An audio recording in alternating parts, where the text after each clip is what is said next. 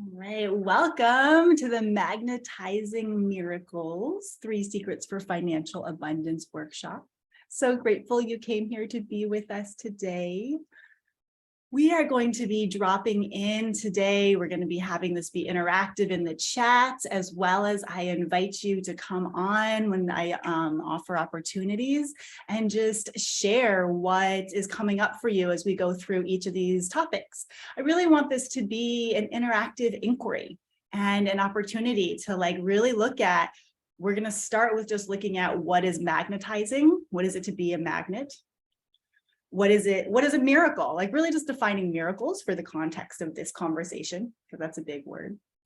And then we're going to drop into these 3 secrets, which are just 3 things that I have been experiencing and noticing in myself, in my life of okay, when I'm really in the flow of magnetizing miracles, what's happening, what's working. I want to share those with you, and then I'm going to ask for your experiences, your input, any challenges or where something's not clear or you're stuck, or just want some support in how would you integrate this in your life? What would that look like applied? So we'll have some conversation. And so I invite you to raise your hand or unmute yourself. I guess raise your hand because I don't think it's letting you unmute yourself right now. And let me know. All right, sound good? Everyone on board? Y'all here and ready for the ride? All right. So there's a couple of things before I jump into all of it that I just want to let you guys know. Just a few different heads up and a really exciting announcement. So one is just that I'm going today probably to be taking the free replays from the Activate Your Magical Essence immersion, those down off of Facebook and YouTube. So they're scheduled to come down on the 20th. So today's the 21st, and I might actually get around to doing it today.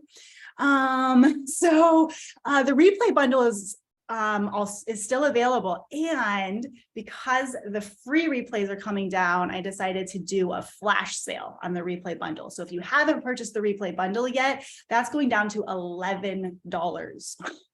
So even half of it was pre-immersion, and I've already got one meditation. I just put it in there yesterday. So if you have the replay bundle, the root chakra meditation that I led live on day 1, I've clipped the audio from that and made it an audio file with binaural beats in the background. Actually, my sister Rachel did that for me. She's a beautiful support for me. And so that is already available in the replay bundle. So go all the way down to the last step. So you can start working with that root chakra one this week. And then I'm working on getting the rest of them this week. Ready to go. So yeah, let's see here. So that is the link here, mayumiessence.com/challenge-page/activate bundle. And then I think you go to that page, if you've already purchased it, that it might let you into it. If not, I will give you the link to actually be able to get into it here. I'll pull that up for you at the end of the workshop. Does that sound good? And I'll work on getting that over to you. So you can relog back in once you've purchased it. But yeah, so go take a look. I've got all the videos in there currently, all the embodiment rituals. If you haven't completed them all, I really recommend, to go ahead and complete those. And if you, complete the embodiment rituals, watch the videos, receive the downloads, especially day 7. If you didn't stay with us all the way to the end of day 7, Lacey's transmission at the very end of the day 7 video is galactic. So if you want to really blow open your crown chakra and go into the stars, definitely go check out the day 7 replay.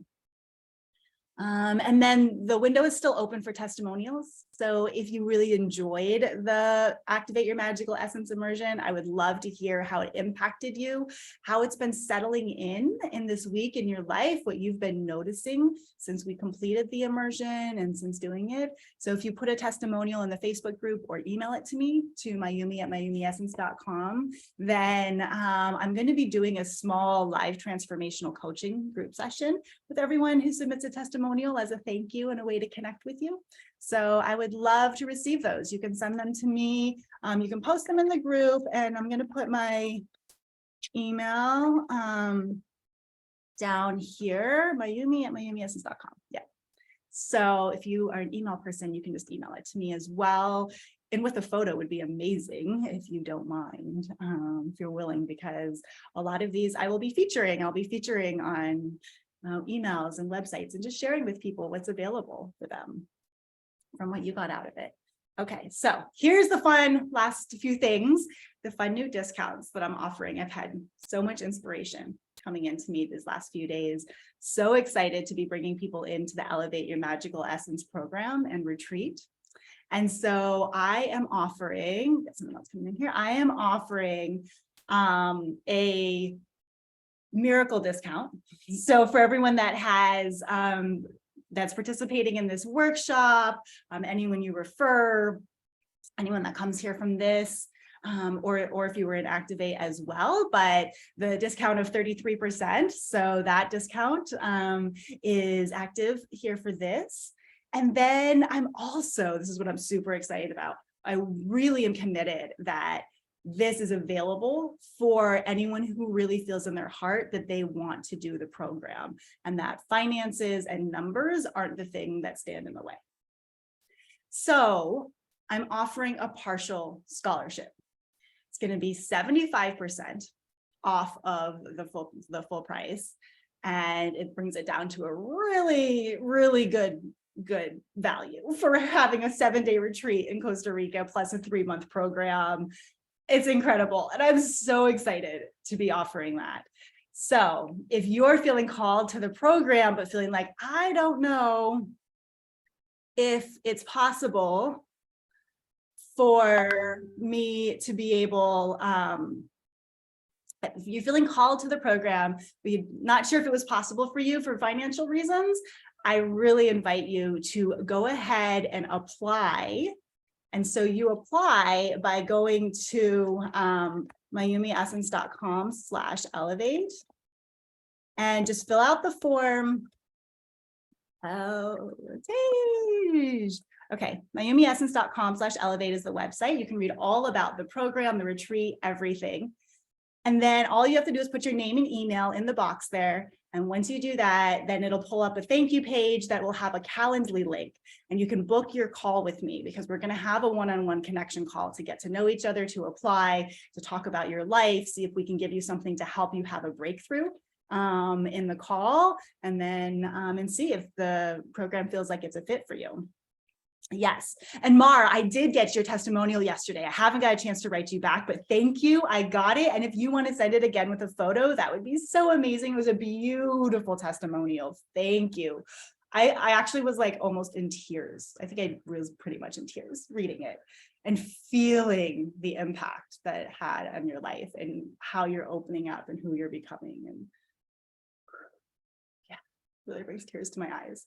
I'm also extra emotional today. So my heart's on a sleeve. I'm just starting my cycle, and I just am raw and open. So I'm giving you everything from the depths of my heart, with my heart on my sleeve and coming out my eyes today. So that's where I'm at to be with you. So to apply, here's the details for the partial scholarship. First, you schedule the connection call for sometime this coming week. Applications are open for the scholarship for 1 week until January 27th. And then send me a little video. Send me just a little video about why you want to be in the Elevate Your Magical Essence program. I just want to hear from you, like what calls to you. What would the scholarship do to make it possible for you to be in the program? And what do you see yourself getting out of the program that would change your life? So send that to me, however we transfer, Dropbox, YouTube, however you can get it to me. And everyone who applies will also receive an additional, on top of the 33%, significant bonus discount, even if you don't win the scholarship. So I'm going to be really listening to spirit in terms of where the scholarship is meant to go, and really just listening for divine guidance in that. And I want you to apply if this is calling to you, regardless, and like gratitude for your application into the scholarship, and to make it possible for you, even if it's not the 75%, there's going to be an additional really significant bonus discount to help support you. So if this is calling to you, then I would love for you to be able to do that. So here, I'm going to drop all that info here in the chat. And then last thing before we get started is I'm offering a referral gift, because you have people in your life that might be interested or in the program and looking for a retreat, being called to Costa Rica.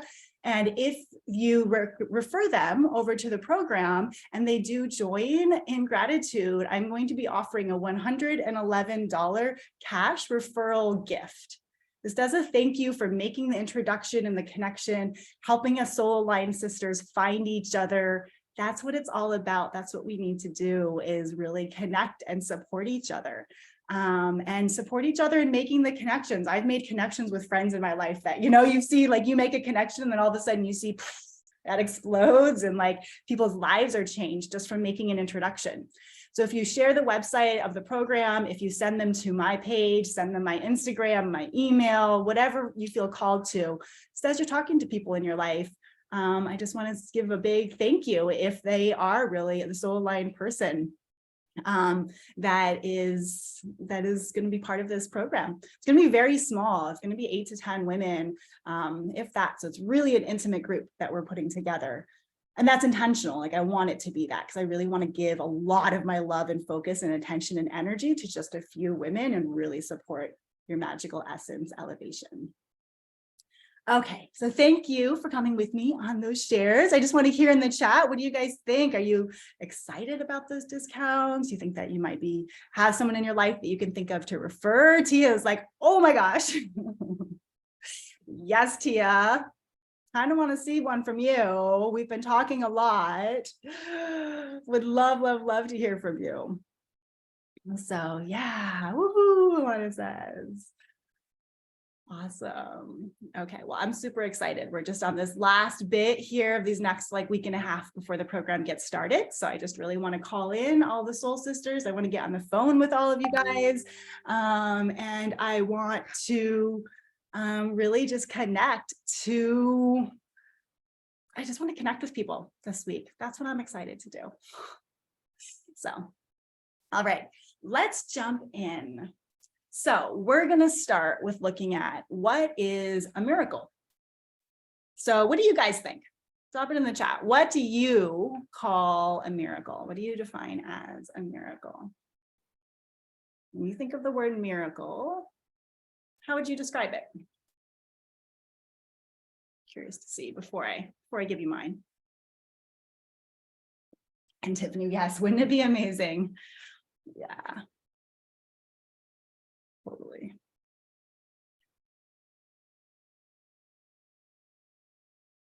Okay, so you guys are coming up with this and typing, there's so many different things, and there's a few different, even like Webster kind of dictionary definitions I was looking at as I was feeling in for myself in this world and this inquiry. A miracle is beauty of life unfolding naturally, or seeing the unbelievable as believable. I love that, Alana. Love that.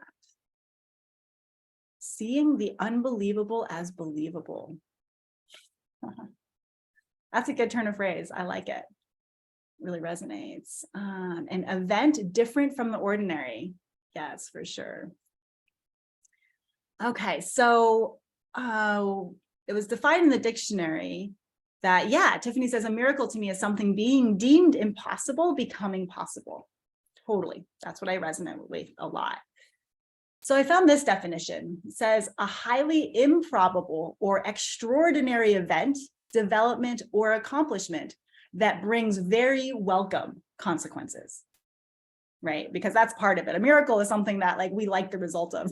There's lots of things that are very improbable that happen that we don't call miracles if we don't like what happens from them. Right? So for us to subjectively say that was a miracle, we have to really like what came from it, and it has to be something that is in our realm of preferences. Mar, there's a sentence we say in my friends group: 1% possibility, 99% faith. I think that could be a miracle. That's a really great way to put it. I love it. Yeah. Yeah, and Tia, I feel like a miracle is something happening that isn't necessarily improbable, but absolutely possible. Yet we are told it's not going to happen, and yet it does. Yes. And so I was looking at it, and my definition I came up with was that it's just something outside of the predictable default future that we expect if nothing was changed or shifted. Right? Because we have a way, kind of like a trajectory that our life goes on, and things that are within the realm of probable, of possible, likely to happen. These are the results that I usually see in my life, right? So that's kind of like our default predictable future. And when we step outside of that default predictable future, outside those lines, that's the realm of miracles. That's the realm of, okay, we've taken a timeline shift. We are now doing something that it's like kind of when life takes a hard left, you're like, whoa, okay, and now we're going this way. I love it. We did not see that coming, right? How many of you have had events like that happen in your life where you think you're like on, yeah, Michelle, like you're on like a road, you're going a certain way, and then all of a sudden life's like, and we're going this way. And you're like, whoa, I had no idea 2 weeks ago that this is where I would be sitting in this moment. Thank you, Lord, like, thank you, universe, this is amazing and totally unpredictable, right? So for the context of this conversation, that's really what we're looking at as miracles, is something that we don't predict, that we don't necessarily see a linear path to, but that we really would love to have happen. It's a very welcome consequence or event, and it's outside the realm of what's normal. And so, you know, with financial miracles, I just want to share this little story from my background as I was reflecting on what are the financial miracles I've had happen in my life and that have made a difference. And so for me, my biggest financial miracle really was turning $7,000 of cash in my bank account in 2012. I took that money and I invested in a house. And it was in 2012. It was in Denver. It was the bottom of the housing market crash. I bought a fixer-upper piece of trash house in a good neighborhood that I was like, did not see coming. I was not looking for a fixer-upper. I was not looking for a house that I had to remodel all the way. I wanted to just move in and relax. At the moment I bought it, I was like single, and I was like didn't even have like man support to help do the things. But I was looking to buy a house. I had a good job. I was like, okay, I'm gonna do this. So that $7,000, just to make a very long story short, over the course of the last 10 years, from 2012 to 2022, exactly a decade, that $7,000 in the bank from taking that leap. And I went to this house after looking at other houses, trying to buy other houses. And there was something about this house that I didn't want to leave the back porch. I sat on the back porch of this house and I looked at this pool that was covered with leaves and decrepit and like old. And inside of me was this mess of a house with stinky carpets that needed to be ripped out, a house with like wallpaper and wall things from literally 1970. Like, someday I'm going to post pictures of this. It was crazy. And I just was like, I don't know. My heart's just telling me like, I have to, like, I don't want to leave this house. There's something about the energy of this house that's calling me.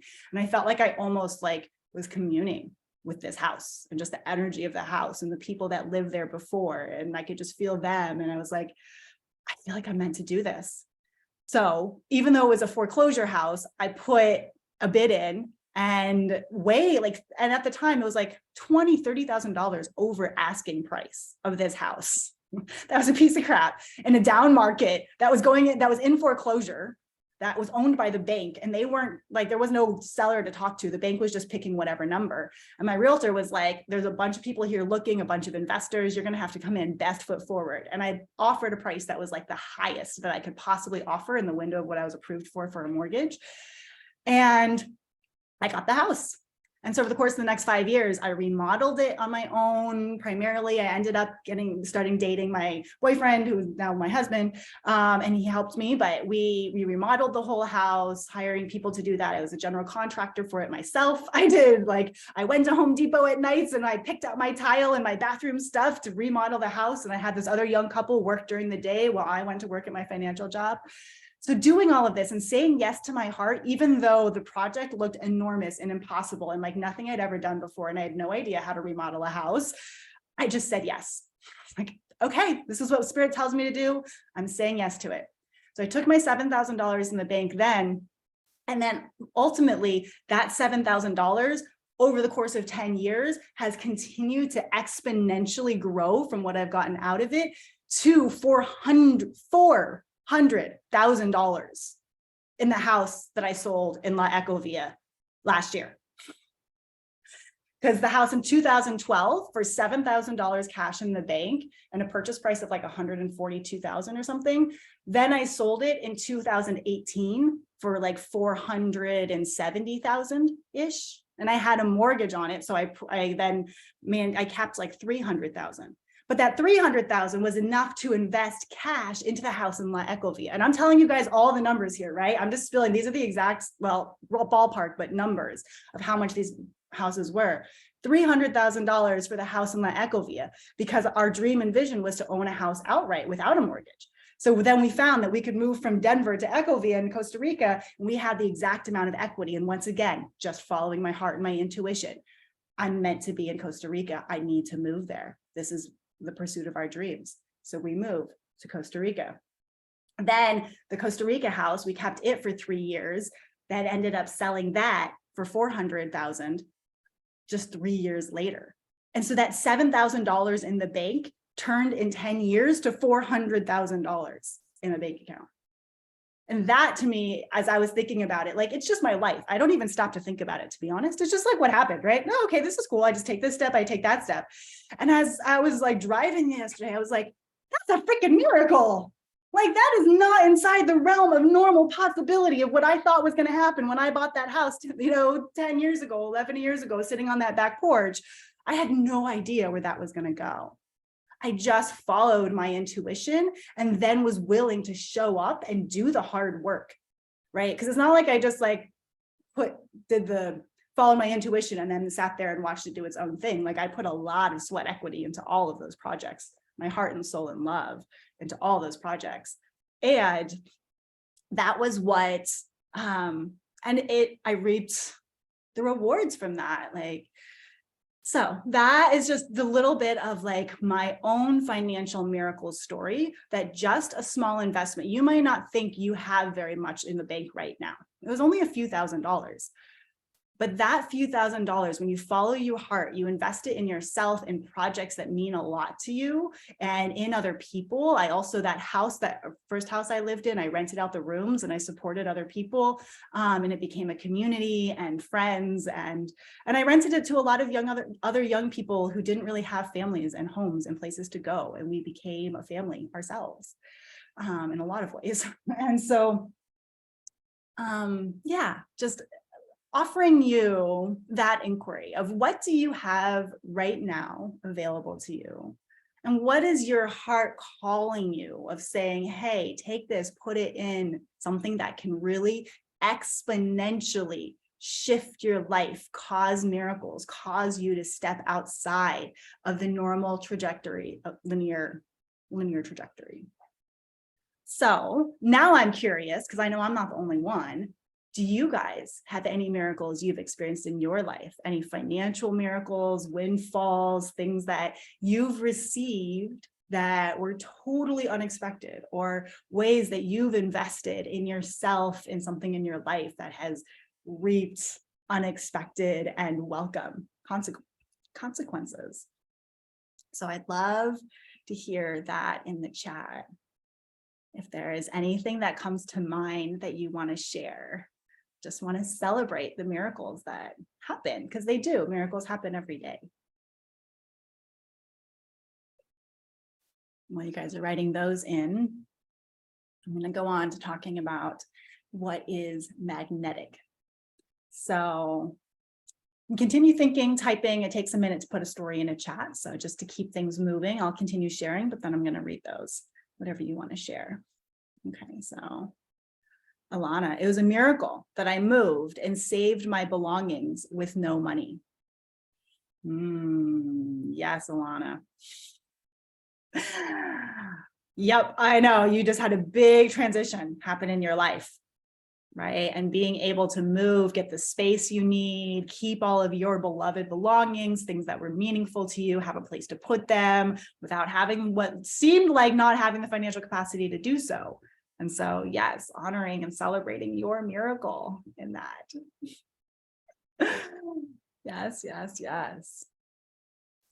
So another question, what is magnetic?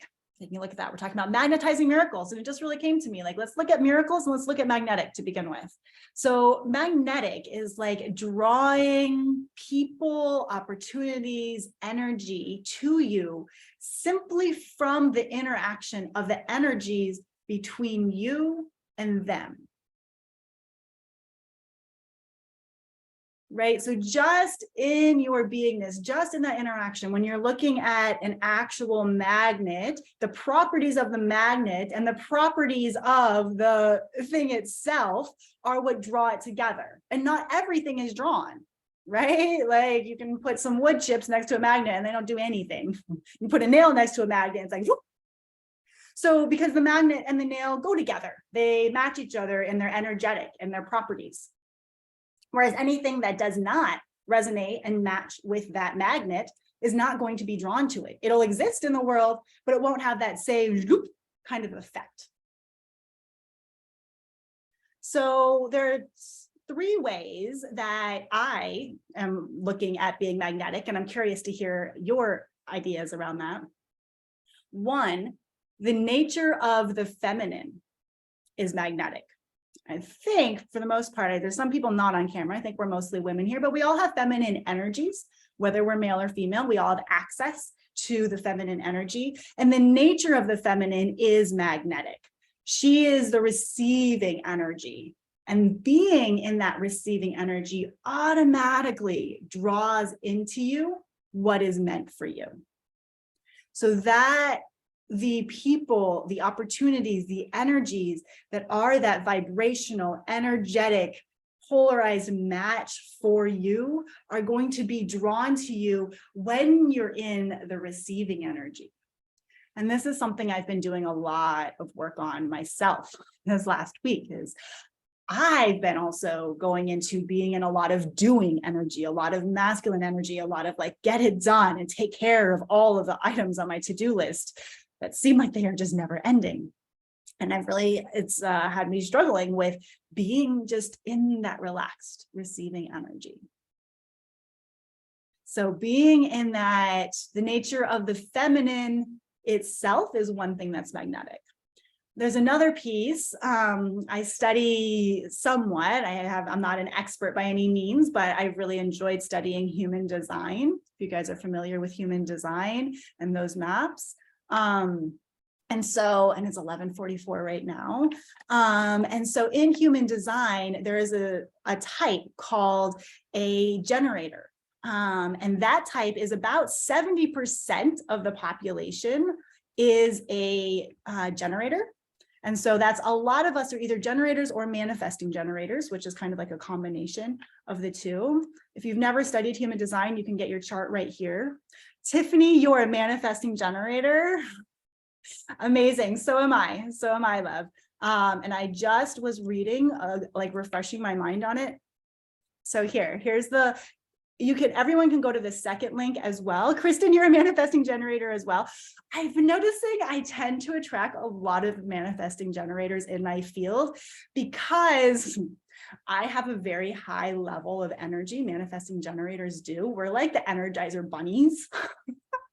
And so I find I attract projectors and I attract generators because there's also a link. And Lana, I know you're a projector, right? And you and I have this beautiful connection, but it's a different type of, and Tej, you're a projector. So projectors and manifesting generators and generators in general really have a beautiful connection between the two of them in terms of they offer different things to each other.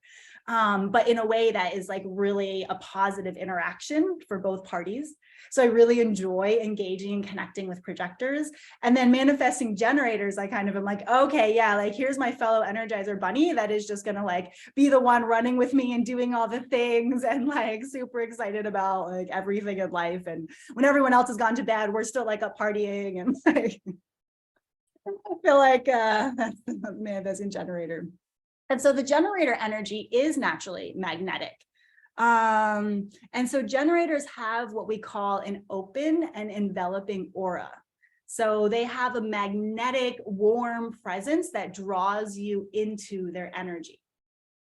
And so one of the things for me was when I learned in human design that I'm a generator, and that by nature of being a generator, that I have this magnetic quality and naturalness in my own being, that I'm not meant to initiate, I'm actually meant to respond and trust that all I need to do is sit here and everything that's meant for me in life will come to me and then all I have to do is be present. And this was the key for me, because I lived in my head and I was never present in the moment.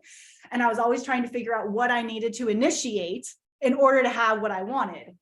And then when I found out that I'm not meant to initiate, I'm actually meant to receive, I'm meant to just be a magnet for what I am meant, for what's meant for me, then it changed my whole life.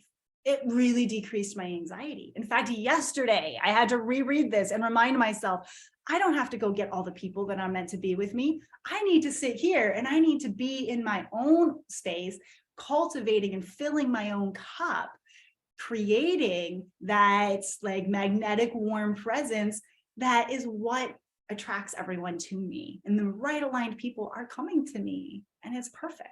So being a generator in human design is also magnetic, and 70% of humans are generators. So that's a high likelihood, as you can see in this, that this applies to you. And even if it doesn't, projectors and reflectors have different kind of nuances to it, but still have a magnetic quality. And in fact, in projectors really actually wait even more. Like generators wait to respond to something. Projectors actually really conserve their energy and wait to be invited into things. So it's an even more active, is waiting for something even more active on the outside to be inviting you into what is correct for you.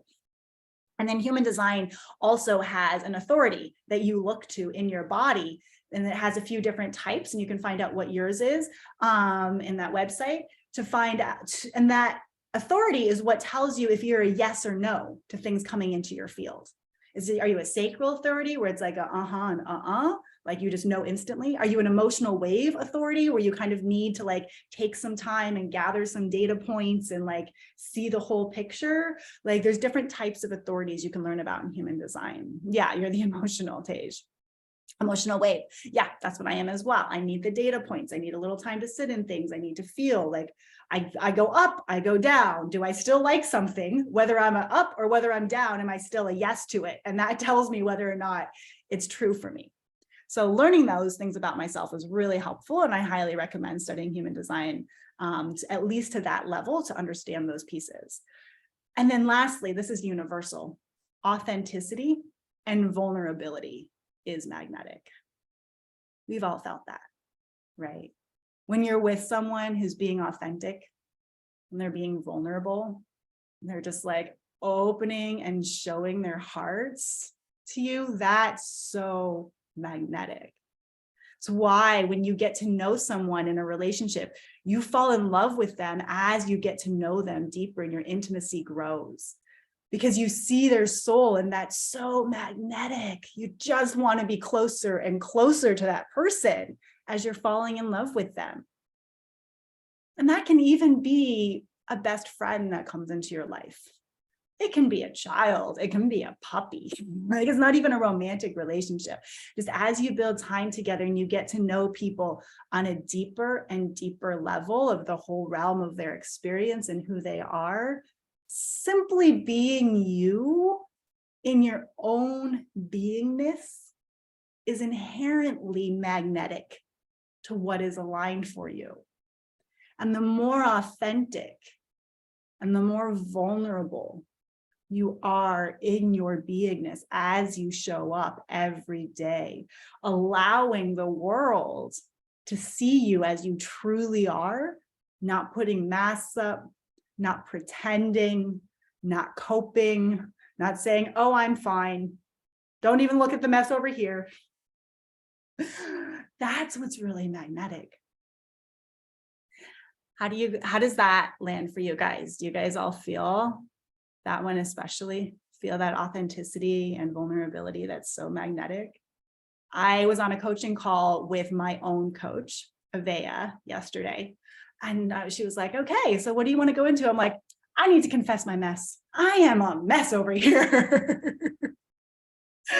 I feel like I'm going to do like a reel on that sometime, like confessing my mess, like who's with me? Let's confess your mess. Like what's really going on here? I'm like, I haven't slept all week. I've been getting 5 hours of sleep. I haven't been taking care of my body. I've been eating crap food. I've been just running on fumes. I'm like, I'm a mess. I can't do this anymore. And I have to just, but the thing is, I couldn't stop being a mess until I confessed it, until I got real about it, until I got honest and was like, yeah, that's what I'm doing. And not judging myself for it. I didn't judge myself. We were laughing about it, and I could come to her, and because she holds such a space of unconditional love for all parts of all of our experiences and her own, and meets me with such compassion. And I'm just like, I know it's a safe place for me to come and just tell her, this is my mess. Like, I haven't really told anyone else that, but this is what's going on over here, actually. And you know what happened after that? You guys, it was a miracle. I got 9 hours of sleep last night. I feel so much better. Put myself to bed on time, slept in this morning, got myself my glass of water upon waking up, took my vitamins, got a good breakfast, like prepared myself, took care of my body, was like, okay, and kept telling my body throughout, I love you, body. I am taking care of you, body. You are important to me, body. I appreciate you and everything you're doing to me and for me. Like really just reminding myself, right, my body's important. Taking care of my body is number one. Because when my body breaks down, I can't do anything else. If I'm exhausted, I'm useless at everything else. I can't think straight. My brain's been everywhere. I've been scattered. Like it's been a mess this last weekend. I was also very emotional, had some really cranky days. I was PMSing, and I just was like, everyone should just go away. And I'm tired of doing everything. And I want to hide in my cave for a week because it's cave time. It is actually time for me to go into a red tent and just like hide in my cave. So I've been getting stuff done also that I can have complete so that I can go hide in a cave this week. But I kind of want to hide in a cave with my sisters. I'm a very social person. Like, that's why I love the idea of the red tents, because I don't actually necessarily, I mean, sometimes I want to be by myself, but I also want to just go hang out with my sisters and have authentic, real talk about things. And that's why like even doing this workshop is so fulfilling for me, to get to hang out with you all, have real talk about what we really go through, share about all of these different concepts, and like really drop in together, and spending this week just doing calls and getting to know people that are interested in the program and feeling if it's a fit, if the program's right for you. Like I decided a while ago that I'm only a yes if you're a yes. Like I will not accept somebody else's reluctant yes. If it's a reluctant yes, if it's a resentful yes, if it's a yes that's like, I'm okay, but I'm going to be a martyr and say yes. I'm like, no, I don't want the energy of that yes. Sorry, just say no. I'm going to say no for you if you won't say no for yourself, because I'm not okay with receiving a yes that is not aligned for you. When I can feel in your system, it's not aligned. And you know who I had this breakthrough with was my husband. Because he has a tendency, Alana, I love your reaction. He has a tendency, and I think from his family, yes, Tej, we're going to have you come on here in just a little bit. He has a tendency we had this dynamic previously, right? Where I would ask for things and I would need things and I would ask for things and I would not tell him how I felt and like let him provide a solution. I would try and fix how I felt by asking him to do something specific for me. And he felt like very put upon. He felt very emasculated. He felt like I was demanding things of him. And he also felt trapped and like he had to say yes or I would be disappointed. And so then he would give me reluctant yeses. And then I would like feel like, oh, I got what I wanted, but it wouldn't feel good in my body and system because I knew he wasn't happy about it. But I was like, well, that's his problem. Like he said yes, right? His problem. He shouldn't have said yes if he didn't mean it. Alisar, okay, come finish the replay. Love you. And so finally one day I had this breakthrough and I was asking him if he would like watch the kids on a certain day so I could do something. And he was like, oh, okay, I guess. And I was like, actually, you know what? No, I'll deal with it. I'll be fine doing what I'm doing with the kids. It'd be easier to do it without them if you could take them, but I can handle it. And if you don't want to do it, I'm actually not okay with you saying yes. And I specifically told him that, right? I specifically shared and like recreated the dynamic. It was like, I'm no longer going to be accepting your yeses if you don't feel full bodied, that they actually is something you want to give me, then I'll just figure out a different solution. And I'm like, we'll just, if it's not, if I can feel you're not really giving me a true yes, then I'm just going to take it as a no. And it shifted our whole dynamic. It shifted how we showed up. It shifted him feeling like, oh, like she actually really respects and values what's right for me and isn't trying to manipulate me or take something from me. Right. And so it shifted his story. He was no longer able to hold on to the story that I was being demanding or manipulative or pushing him into things, because I was no longer willing to accept his part of what he was doing and co-creating that and giving me yeses when he was a no. Right. But even unilateral, like even in myself, in the integrity of my own being, I could shift that just by shifting. I'm not going to be a yes if you're not a yes.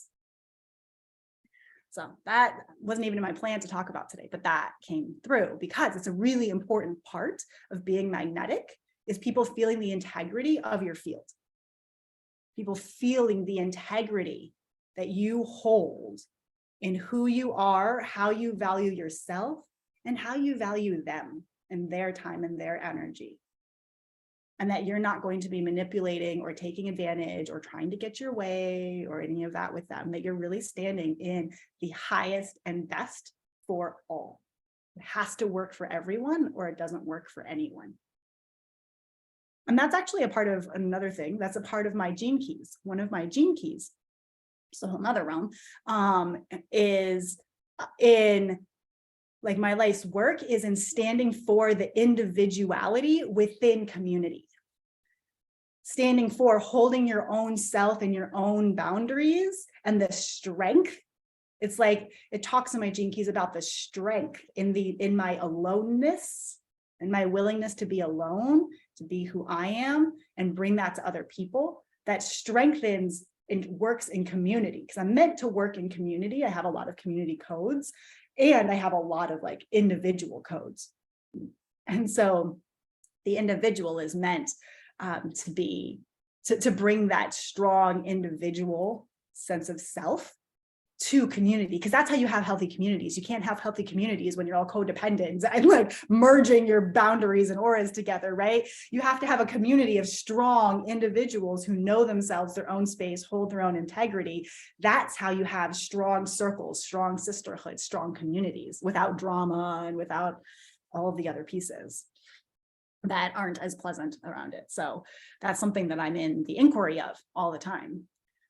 So, okay, so those are the two pieces to begin with, setting the stage of what's magnetic and what's a miracle. Love to hear, what are you guys getting from this? What did you see? Anything new for yourself? Anything popping? Just share a few things in the chat. I'd love to hear how you're at and where you are. And then Tej, I know that you had something, a mess you wanted to confess. So before we go into the 3 secrets, which is what's next, we still have plenty of time here, over an hour. I would love to hear from you, Tej. What's going on, girl? Let's see here. Can I get her unmuted? There we go. Okay. Good evening. Can you hear me? Can you hear me? Yes, I can hear you. Okay. I'm sorry, I'll be a little bit emotional. So this just happened like an hour before we jumped on the call. And at first before the call, I was telling myself that it's making me sad, it's making me sad, it's making me sad. But when we got on the call, I was able to process that emotion and call it that I'm just feeling emotional instead of feeling sad. So this is what happened. So Mayumi shared the flyer for this call on Instagram, and I posted it on my Insta story, right? And I went on Instagram this evening, just like an hour before the call, and someone that we all belong to a community, we are all in a community doing this work together, but I've kind of like gone deeper than she has. She saw the flyer and she sent me a DM. She was like, "Who is this?" and all that. I was like, "Oh, that I don't like someone that I'm learning from another." She was like, "You have to be very careful." I'm like, "Yes, I'm careful." And I've always said that. Yeah, in Nigeria, we're very religious. Oh my gosh, we are very religious, and I understand her. In fact, I told Mayumi at first when I started this, I was scared. I was scared until yesterday, I think.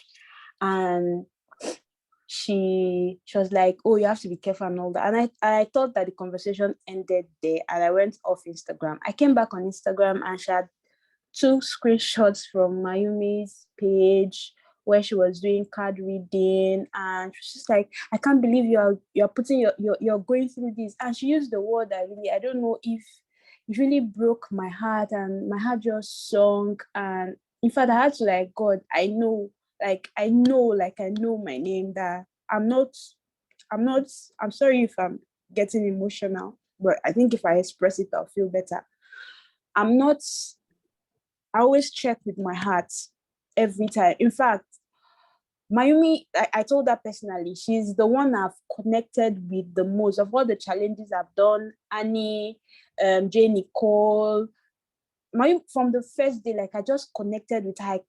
I still can't explain why. I just like, I feel connected in my heart. And getting to know that my human design has even made me trust in that feeling the most, that I feel things, and I feel Mayumi. And she used the word that really broke my heart, and she said,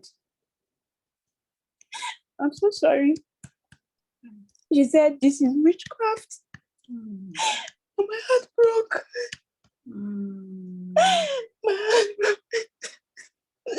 My heart broke because I know. In fact, this is one of the reasons why I really want to do this program, because I need to help people here in Nigeria who are so religious, we're so blind. And I want to do this so I can help. And I was just like, "Tejuri, this is not happening to you, it's happening for you, but I just can't help feel emotional for the word she used. Like it really broke my heart." I was questioning myself. I was doubting myself for a minute.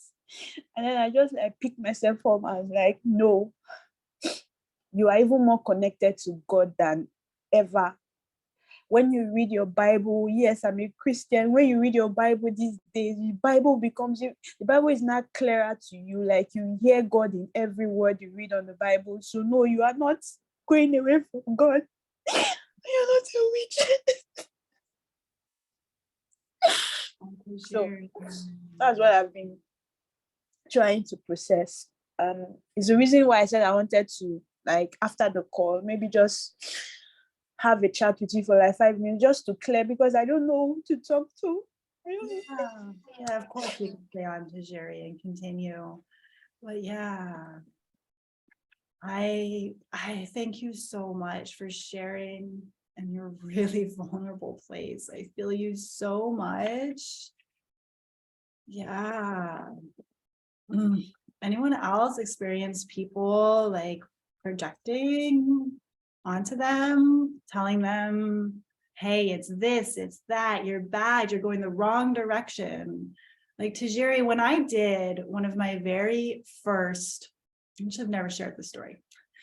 When I did one of my very first transformational programs that really shifted my life, taught me a lot of these principles, my mom came down hard on me, devastated me. She was like, "It's a cult. You're being brainwashed. You're doing something wrong and bad." And my mom's like hyper spiritual, right? But because it was this particular group, and she's like, "I went and I researched them on Google online, and I found out that they're a cult and they're all these things." And I'm like, "Wait, what?" Like, and you're believing Google over me? Like, I'm telling you my own experiences and stories in my heart, and you believe like random people on Google, you know? And I was heartbroken.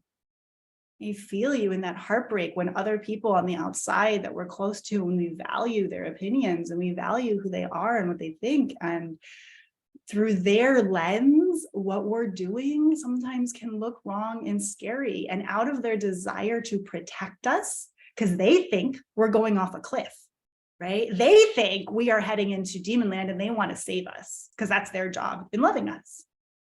And I honor that and I appreciate that. And that's not their job. They think it's their job. It's not their job. We don't need protecting. We're following our own authentic truth. Only you know what's in your heart. Only you know the path that Spirit has laid out for you, that God has laid out for you to follow. And it might not look like what it looks like for everyone else around you. And that might be scary to people around you. And that is so hard to be with. When the thing that you're scared of them saying gets said, right? We all have these voices in our head that we're avoiding. We're like, oh, I really don't want someone to use that word. Like, I'm so afraid of that word.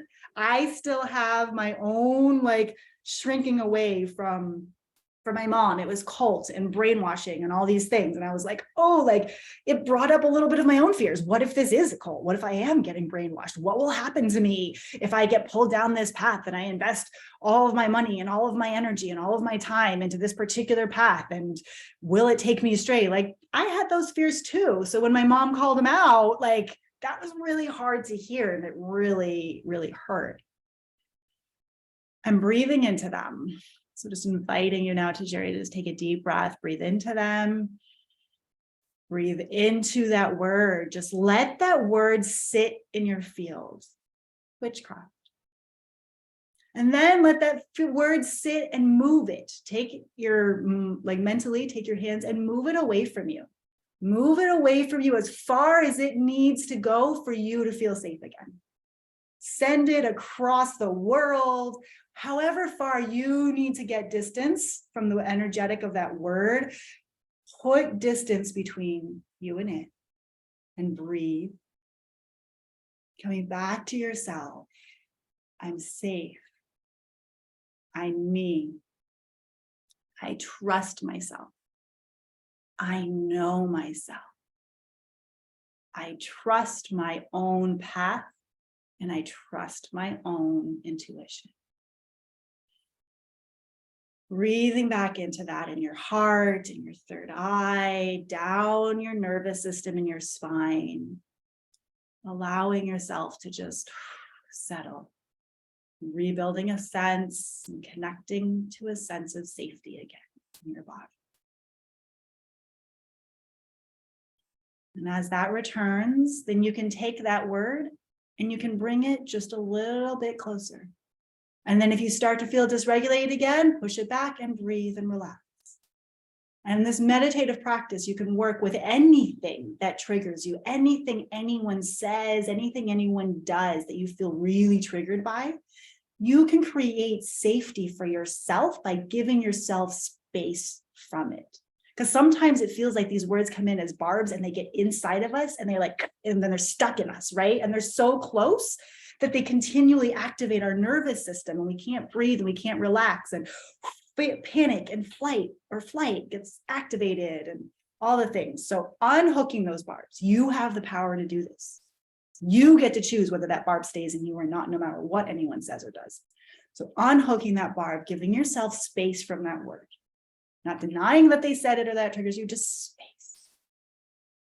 Then gradually bringing that back to you and holding this sense of I trust myself and I love myself no matter what. Hold that vibration, bring that word and energy closer and closer to you until you can just pulse with it. Be with it in your field. Yes, she said that what I'm doing is witchcraft. And I still love myself. I still trust myself. Still honor my own path. And I honor her and love her. And that's what she said. Doesn't mean anything. It's just what she said. It's just a word. The meaning I'm putting on it is my meaning. She just said that she sees it as witchcraft. Okay, so she does. That's okay. I can be with that. And we can learn how to just be with what comes up. Be with what other people tell us, what we feel from them, and still learn. And we can learn to hold our own safety, autonomy, sovereignty, no matter what anyone says.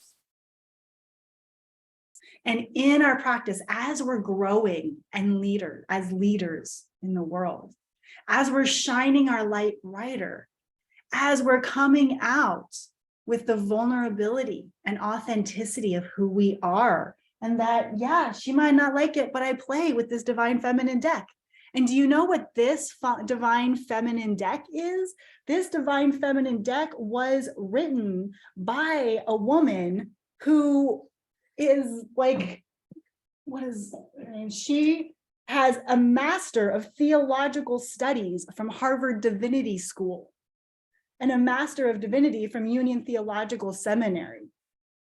And she's authored books about Mary Magdalene Revealed, the first apostle, about Christianity, right? So this deck, this oracle deck that I work with, your friend doesn't even know, is very, very connected and related to Jesus Christ and Mary Magdalene and the Christian gospel, right? But to her, just all decks and all cards and all things just must be witchcraft. But that's just ignorance. She just doesn't know. She doesn't know what the connection is with the divine, right? And so that's just a projection and an assumption. And you can be with her. I had a friend send me a message about something. And initially I was really triggered by it. And then I just sat with and I looked at, like, what is her perspective in this? And can I just be with it? Breathe and pulse. Like, who do I want in my program? And there's different perspectives around this other topic I won't go into right now. But I did this very practice like 2 days ago. When I woke up and the first thing I saw on my phone was one of my friends sending me a message about how something, words are so powerful, that I posted and one of my things triggered her. And she's like, I can't support you anymore. I was like, wait, what? Okay. She's like, yep, you use this word and I'm not okay with this word. And I'm just taking a stand that anyone that uses this, I'm not a part of in the world. And so I can't support you. I was like, okay, I did not see that coming. I did not intentionally use that word for any particular reason. Like, it just came through me. I was like, yeah, okay, I'll be inclusive. Use this word, triggered her from her background. And we had an amazing conversation that day. We had some voice memos that went back and forth. And I just really sat with it for a while before I replied. I did my own work. I did all of this. I looked at, where is she coming from, her perspective? How do I feel about this? What's my relationship to this word, to what I want, to what I get to say? I don't have to agree with her. And maybe she has some good points I could look at I haven't considered. Can I just be with that? And I sent her a really sweet, really thoughtful message, thanking her for her perspective and for sharing it with me, for her being brave and speaking her truth, because she didn't know how I would receive that. I appreciated her insight and her opinion. This is what I came up with as I sat with it in myself, what I wanted to do and how I wanted to revise whether or not I was using this word and how I was describing and things from who's going to be in the program and stuff. And we had a beautiful conversation. And ultimately she came back and she's like, okay, I see where you're coming from and I appreciate, and I did make a shift in myself, because it did come to me that, like, actually using that wasn't in alignment for me. And that wasn't, but I hadn't even thought about it. And her bringing it up helped me to think about it and discover my own truth, and then shift my own stance and my own word and how I communicated to be in even greater alignment with myself out of her reflection. So I just thanked her for her reflection to me of what she saw, because she had been in these deep womb studies and things and studied this whole topic way more than I ever have, and brought me a beautiful reflection of it. And then I actually shifted some of my own things and we came back into a beautiful alignment. And she's like, okay, I love you. Thank you so much for being with me. I'm so passionate about this and I'm totally here for you and I totally support you. I'll send out an email about your workshop to my group today. Right? Like, the whole conversation shifted around and we actually strengthened our friendship, and I got to learn something and she got to learn something, because in something that seemed like it was opposing, I was able to just sit with, okay, how do I feel on this? Can I be with this? What's my authentic truth? around this. And then share that authentically and vulnerably with her without having to defend myself, without having to make her wrong, just being an honest dialogue. And imagine if we could do that around all the topics in the world today. Imagine if people could actually come together and stop having these like polarized, divisive dynamics of I'm right, and actually just sit there and be with ourselves and our truth and share our hearts and listen to each other and respect each other's opinions and who we are, and that we all have different opinions and ways of being, and that that's okay. So how is that all, like this whole situation and all this, how's this landing for all of you? I would love to hear you. And Tajiri, if you want to come on again real quick, or if you just want to put in the chat, I just want to check in with you. I could feel your heart and your activation and your tears. I just want to see how you're doing right now. And give us just a little update. You either can unmute or you can just write in the chat. Whatever you'd like. And if you're still just being with the emotion, that's okay. You don't need to right now. You can keep moving on. But did you all resonate with that? Have you had times when people have said things, called you things that were hurtful? And do you feel how this practice, do you feel like this practice of being able to get space from it and create safety in yourself so that you can be with that, is that helpful? Is that something that will be able to support you in sitting with? Because it's going to continue happening. And I will tell you, it is my fear of people criticizing me has kept me from sharing my opinions, from wanting to share my life and my stories and what I do and what I've been through, because my life is rather unusual and can be very triggering for certain people. I don't live life in the lines. My life is like miracles all the time and is expression in a myriad of different ways. I express myself sexually, I express myself emotionally, I express myself magically, and lots of ways that are not inside of the prescribed, this is the way to be a good person lines that a lot of the world holds. And letting people see that has been terrifying for me. And one of the main reasons why I haven't shared my voice and my magic for most of my life is because I was too afraid of what people would say. And so this year, coming out, coming in public, being with you all, sharing my own stories around things, and bringing this level of authenticity and vulnerability is a huge breakthrough and shift for me, because a year ago, I wouldn't have done this. A year ago, I was terrified. I wouldn't have put oracle cards on Instagram. I wouldn't have shared the stories that I shared, especially on day 2 about my New Year's Eve and whatever. Like, I wouldn't have shared these things were a year ago because I didn't want the world to know who I was. I didn't want anyone who could judge me. I was afraid that they would criticize me. And this practice of loving myself so deeply and being able to create such safety in my own body, no matter what comes up in the world, has helped me to have the courage to come on and to start shining brighter and brighter. And it's still scary. It's still scary. I still like take a, am I going to say this? Am I going to share this? Like, oof, jumping in the cold water kind of feeling, you know? And it's worth it. It's worth it because I get to be fully me. And that is like the biggest freedom and privilege and like amazing feeling in the whole world. Okay, so we're going to go on to the 3 secrets. And Tej, you were saying that you're going to go take a walk, just listen in on the call, get some air. That's perfect. Move your body, get out in nature. So therapeutic. Absolutely.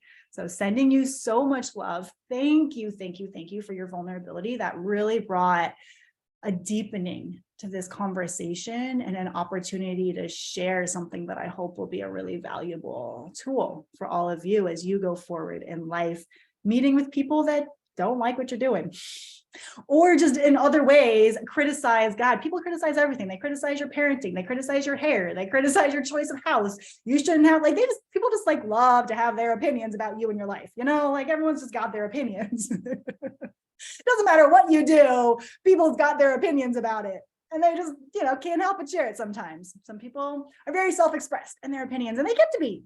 This isn't about, we don't get to shut anyone else down. We don't get to tell anyone else they can't have their opinions. And we don't get to tell them that they shouldn't share their opinions and they should suppress their voice so they don't trigger us. I feel like that was a huge message that really got distorted several years ago around the whole trigger warning thing. Like, yes, we all get triggered, but that's kind of our responsibility. Like, our own triggers are ours to work through. The world does not have to mute itself so I don't get triggered because I might have trauma. There's a balance, a line to walk in that, but I feel like self-responsibility is really inherently the most empowering for everyone.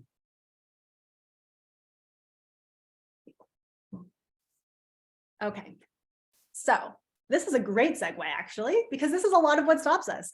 To the first thing I want to talk about of discovering and releasing the internal blocks that stop you in magnetizing a miracle, in bringing in financial abundance for yourself.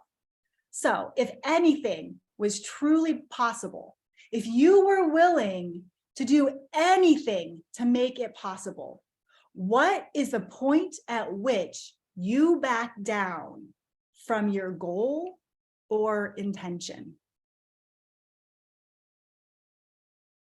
So where, and this is, it's a looking at, but really a feeling into, where do you get stopped? Because as you're moving towards wanting something, there will be a point at which, and sometimes it's not even conscious, so why we're feeling into it, there'll be a point at which you hit a block and you go, oh, no, can't do that, don't want to go there. I have a really silly story from the other day, but I was just like, oh my gosh, this like perfectly exemplifies in a very practical, simple way. So I was really hungry yesterday and I wanted to have a salad. It's like, oh gosh, darn it, I haven't got to the store yet and I haven't bought lettuce. And without lettuce, I can't have a salad. I only have cucumbers, tomatoes, and avocados. I don't have lettuce. I guess I can't have a salad. Maybe I'll have a hot dog. I don't want a hot dog. That sounds gross, but that's what I have that's easy. I got stopped from eating healthy food because I didn't have all the ingredients that I thought I needed to make a salad.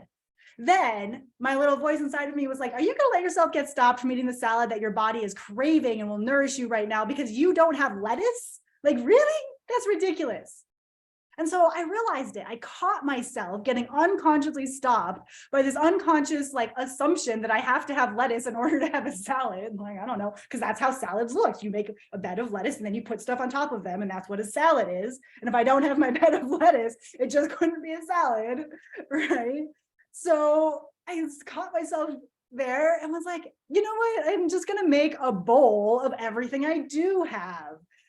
So I made a bowl of my cucumbers and tomatoes and avocado and chia seeds and dressing. And it was like the most delicious thing ever. And it was a huge bowl. And I felt so nourished afterwards. And I just cracked myself up. That was like, I almost didn't give myself what I wanted and needed and desired because I thought I didn't have something that wasn't actually essential in order to do it. Right. And it just like showed me how easily and unconsciously all the times in our life as we're making choices, we get stopped because we don't have what we need to do something.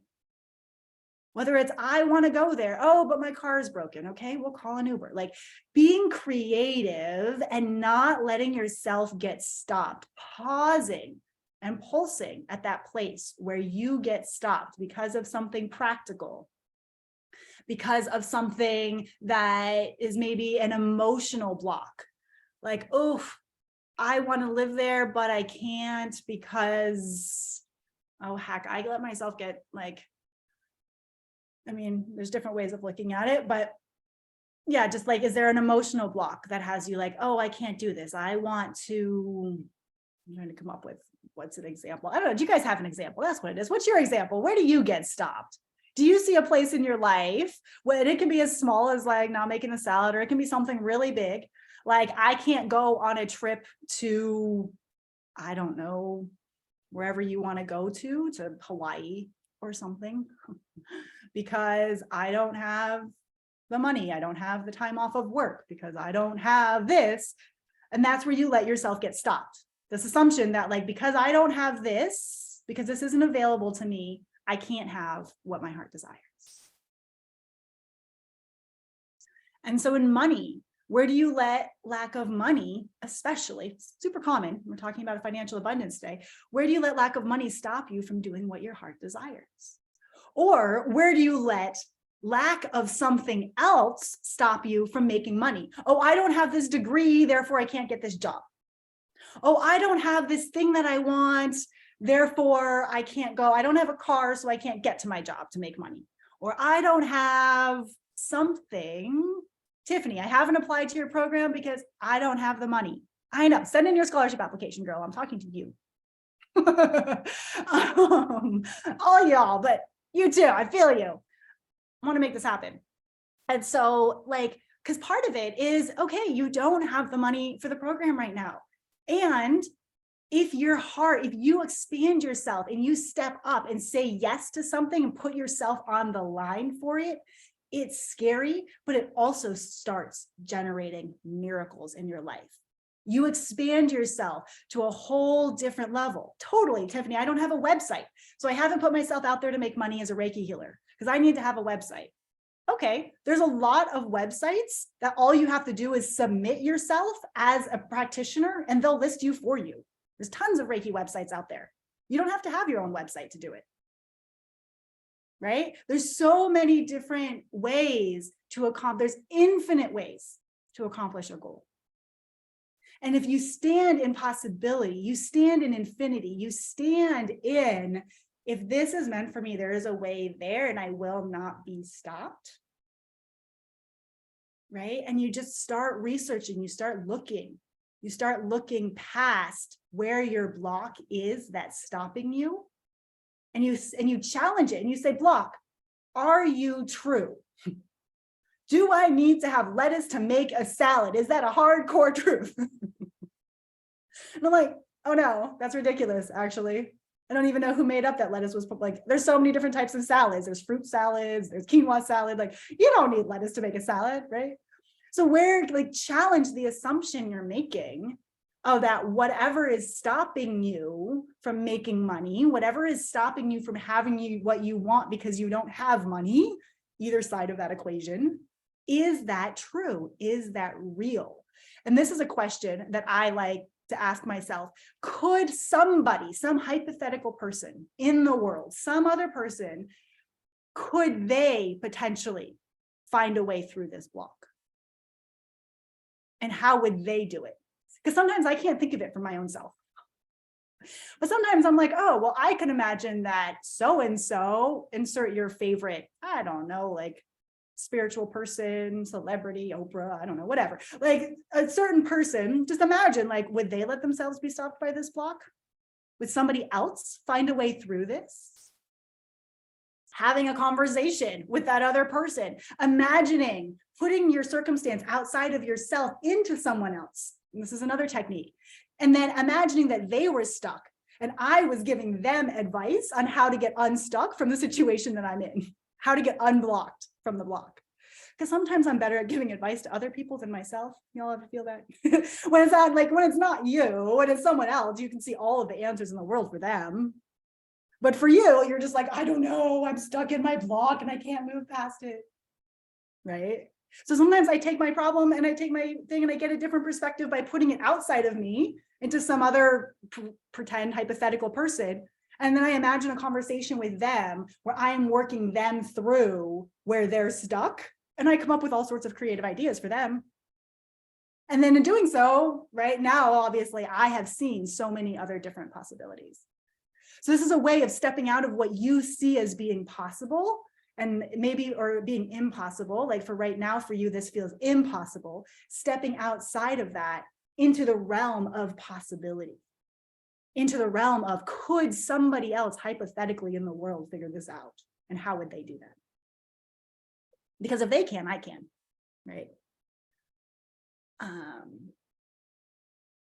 Yeah. So I want to hear from you. A little more interactive. I want to hear from you. If you can, put it in the chat. Where are you observing in yourself? What is one spot in your life where you feel stopped? You feel blocked in pursuing something that you want? And I have a little thought experiment to do, to take us into another way of looking at this possibility.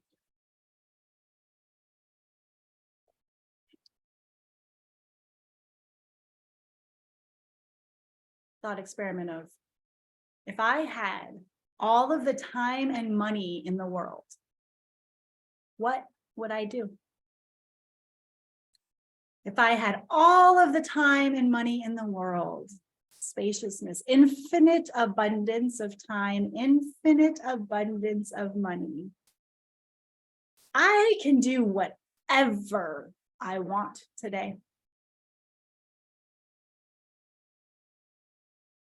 What do you want to do with your day? What do you want to do with your life, with your time?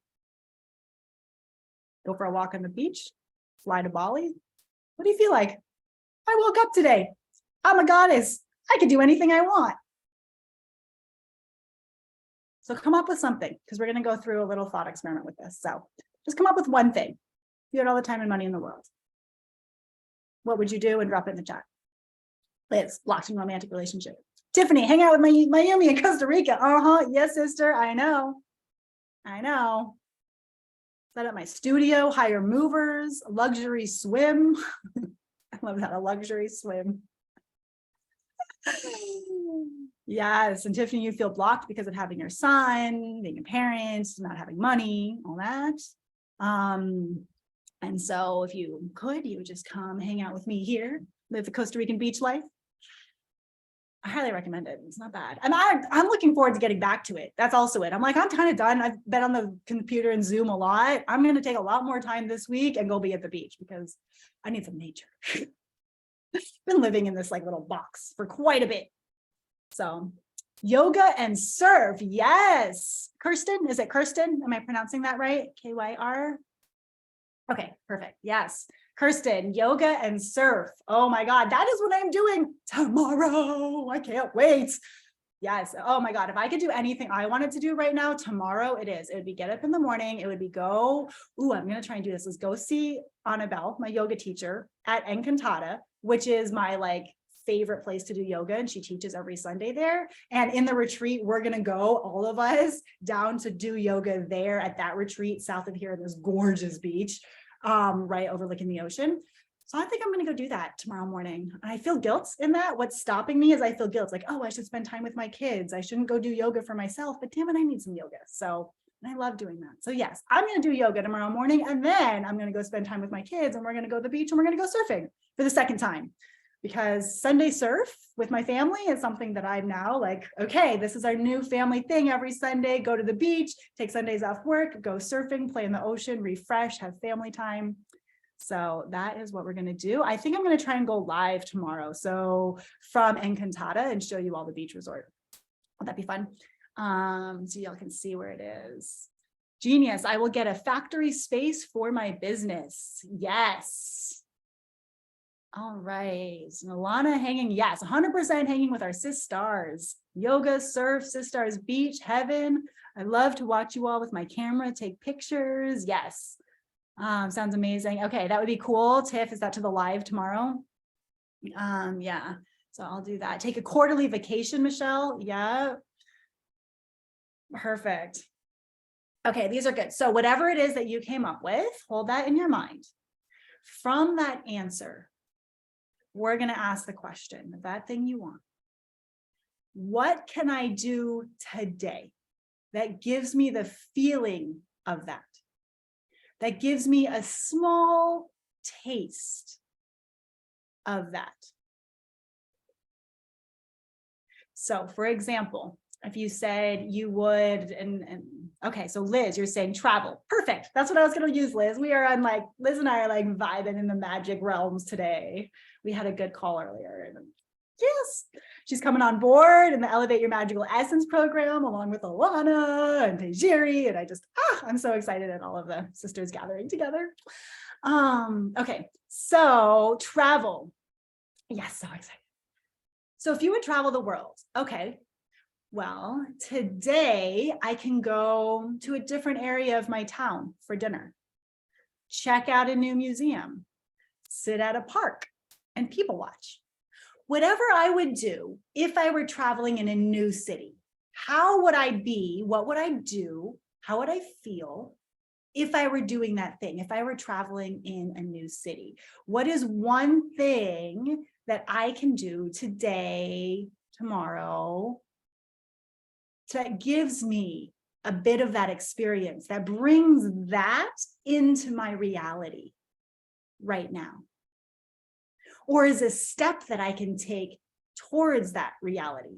So factories for your business, maybe a step would be, okay, if I had all the time, if I had all the money in the world, where would I get that factory? Can I do a little more research? Can I go walk around the neighborhood where those factories are? Because what I find is that as soon as you actually start doing just a little bit more than what you've done because you were blocked, you start creating that experience for yourself, then miracles start to happen. Maybe you go walk around the block where you feel like you would want to have a factory for your business, and you end up wandering into it and running into someone who's outside for a smoke break, and you chat with them and they tell, right? Like, you just never know where the connections will take you when you start taking those first steps.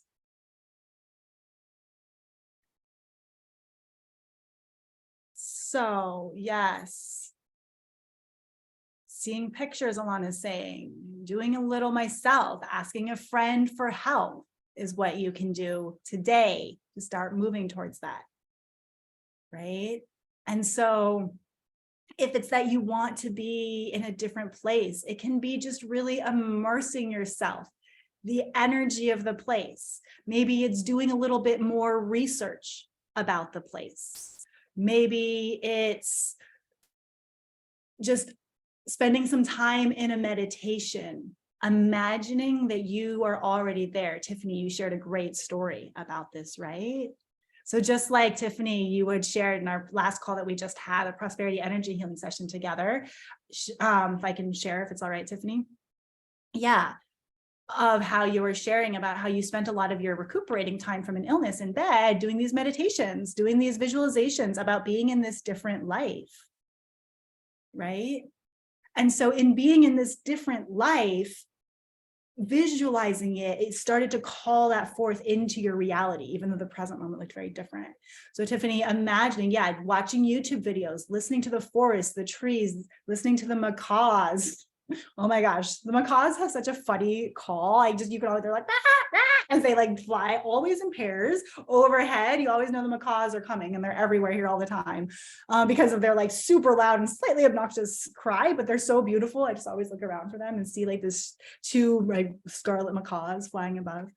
But whatever feels like, like listening, watching a video. I used to love to watch just videos of like chill hop music, while that also had backgrounds of like all of these beaches and yachts and oceans, and I would watch that in the background while I worked, and I was just like, okay, I'm like at the beach, you know. So whatever it is, that is the thing your heart's calling for, like bringing that into your reality today, anchoring that feeling. And we're going to do that here at the end a little bit more. Okay. So then the last piece about the internal blocks is releasing that block, right? So one part of releasing it is going, okay, like, what can I do right now? And challenging it is the first thing, challenging the truth of this block. And when you realize, when you challenge the truth, you almost always find that you like punch right through it. It's like, wait, there's no block there. It's actually an illusion. There's no block there. There's no, I have to have lettuce to make a salad. There's no, I have to have this to go there. There's no, I have to have that before I can have something. Like, that's actually an illusion. When you start challenging it, you start to realize that you actually don't like hit anything solid. And in that, you also realize you don't need anything external to change, to be different than it is, to move towards or have your desires. And ultimately, you're a creator. You create with your word, you create with your heart, you create with your mind and your intention. You are a limitless, infinite creator, divine being. This is your playground, and you actually get to say how it goes. It's just waiting for you to take mastery of it. and stop being told by it what you're allowed to do, what you're allowed to be, who you're allowed to be. Take that mastery into yourself, own yourself as creator of your reality, and you start telling it, no, this is my life.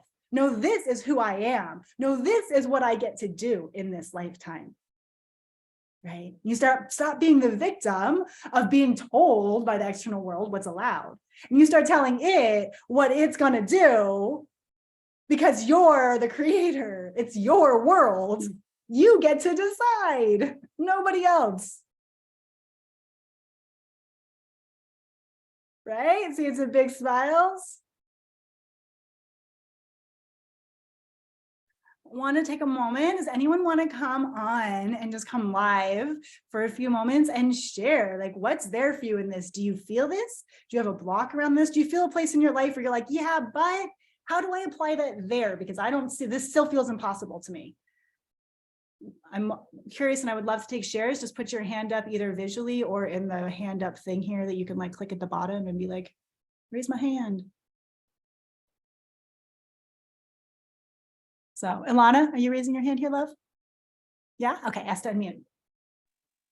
Okay, hello everybody. Hello. Yeah, I'm just like loving this, Mayumi. I've been listening to a lot of really wise ones, awakened ones, with a lot of experience, a lot of wisdom and intelligence and science backed about exactly what Mayumi's saying. And, I'm a big, huge skeptic. I'm quite the material girl. I've been talking about materialism because that was security and safety for me. And also that took a lifetime to accumulate what I need to do my business and, not being able to afford it, single mom hardship, survival mechanisms, and just wanting to do my very best and thinking I have my very best and now it took me all this time and then you're going to take it away from me, and just feeling so much trauma and lack and feeling this cycle of abuse and like not wanting to talk about it. Like, I'm done with that. I'm this, that kind of feeling, and just kind of resistance around, that feeling of no, either making it wrong, making it like the feelings, doubt, lack, and the feeling of no. And then what Mayumi's saying, I'm kind of jumping back and forth. My first point was I've been listening to a lot of people affirm what Mayumi is saying. So when she's saying that, I'm just smiling because it's taking me repetition, and I'm still triggered. Like, it's like, no, I don't have the money. Like, I can't go. They're not going to let me on a plane. Like, I have so many no's going through my head constantly. It's like a battery. It's like rain. Like, it's like a pelting me with no's, right? And I'm just saying, and then there's this other part of me that's just kind of like coming from love. And it's just like, I feel heart to heart, like sister to sister. Like, there's this trust, like what Tej was saying. It's like, I love Mayumi. Like, I'm actually giving up like all my prayer time and all, like I had to give something up to get there. So I gave up my prayer time, but this is prayer. This is prayer. This is source to me, because saying yes to yourself, like, I see myself, like, I don't know, I visualize myself there standing by the pool. I don't even know if it matters to me that it's luxury or not. Like, to me, that's not really the point, but I like things to be clean. I like them to be perfect. I'm like, oh, the food's going to be terrible. I'm going to starve. I'll probably get sick, blah, blah, blah. Like, I have this kind of way, but it's fading in the background. And I'm just saying yes. And I just keep going over my numbers. Okay, how am I going to get this? How am I going to this money? Okay, I'm going to borrow this. Okay, it's going to cost. And I'm like, I don't know. There's another part of me that's just like much more like the energy that you're saying. Like, I don't know. I don't have to know everything. I don't know. I'm going to be there. It's like, well, it's going to be over before you start and you'll have to be back. And then how are you going to do everything? I'm like, I don't know. Maybe it'll change my life. Maybe I'll move there. Maybe this sister is my soul family. Like, I don't know. I'm just going to go with my heart. So that's what I'm feeling this, no, it's coming. You're saying yes to the mess, and I'm saying yes to the dress. Saying yes to the dress is a show on TV, but like, to me, yes to the dress is putting on a new dress, putting on a new idea of who Alana could be. And Mamie and I have talked for like, maybe 2 hours out of all of this nose. And there's these little lights of who could I be? Question mark. Who's this new Alana going to be when she can do her art, when she can sell things, when she's not living in scarcity and lack, where she's not juggling things, things are just all put away and they're organized and it's not messy and it's not swampy. And it's just like, even if I just sit in that chair, like if I get there for a week and I just sit in this chair and I smile and I don't say one word, I think that would be a win, right? Because I went past my, like that unbelievable space. I made it there. And if I do that, that's just going to light me up to see what else I can do. It's not about like checking off a box or, oh my God, it's so much money. It's just like, I am terrified. It's like, how can I spend money? It's like, I need to apply for that scholarship. But then I'm like, no, I'm a leader. I'm putting the yes to that dress. Yes, past the mess first and being the leader so that this group gets off the ground. And who knows what this is going to do? Who knows when this sister succeeds, that means I'm succeeding. It doesn't take away from me. And it's just like, I have so much fear around this, but I'm just like, part of me is like, this is the new paradigm. Like, do you want to be stuck in like scarcity forever? And then that means she has scarcity and you have scarcity. And especially for women, we need to support each other. So it's like, I can dig it out somehow. I'll find it somehow.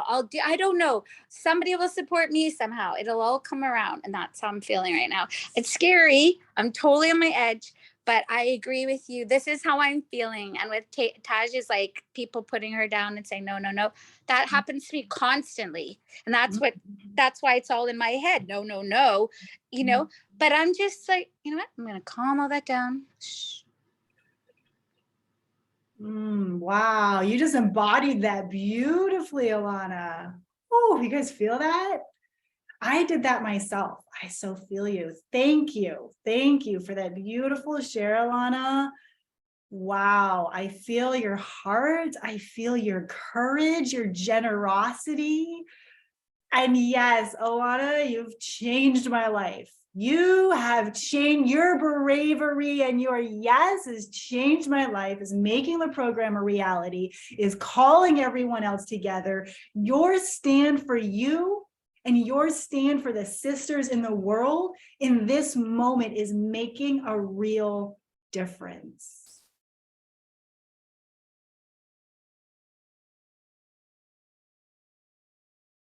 Thank you. I honor you. We all have these voices. I have these voices. I'm not sitting over here telling you I'm perfect and I'm not messy and I don't have anxious Miss Yaba voices in my head. Oh my God, has it been a week? Has it been a week of all of I've been back in my old patterns, my old workaholism, my old not taking care of myself, not sleeping, anxious, overthinking, doing too hard and not being. I've done all of it throughout my life. And oh my goodness, has it been coming back to me this week for me to go, okay, be with this, see my own shadows, level up.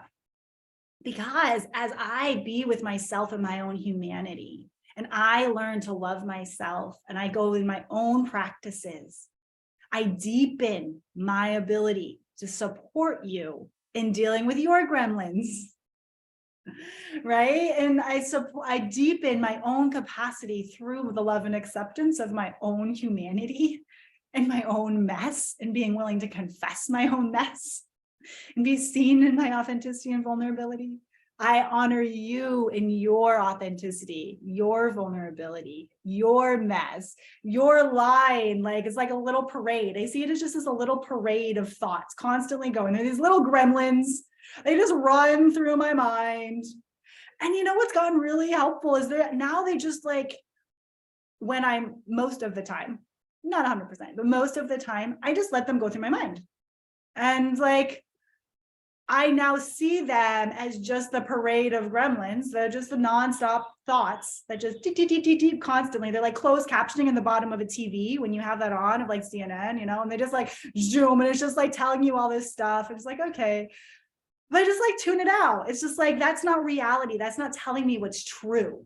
And this is the difference, is if you can take away the weight that you believe that those things are true that they're saying, you can believe the no's are true. You can believe that you're a limited being, that you only have so much resources and scarcity and no one loves you and no one supports you and this isn't going to happen and what are you doing and you're totally crazy and you should be. if you can just be like, okay, I see you and you're not true. So you're allowed to be here. You're a part of me. You're allowed to be here. You can keep on doing your thing, running through my brain. And I'm going to bring my own breath, my own mastery of my own ability to take a deep breath, calm myself. Sometimes I visually, like what you just did, quiet my mind. Or in the meditation practice, the prayer practice. And meditation, I don't always, okay, true fact, I don't very often take specific meditation time. I'm not I sit down on a cushion for 10 minutes a day meditator. For me, meditation is I lie in my bed before I fall asleep and I have this galaxy lamp and it just puts this whole galaxy of colors and lights on my ceiling. And I just breathe. I breathe. I watch my thoughts. I quiet my mind.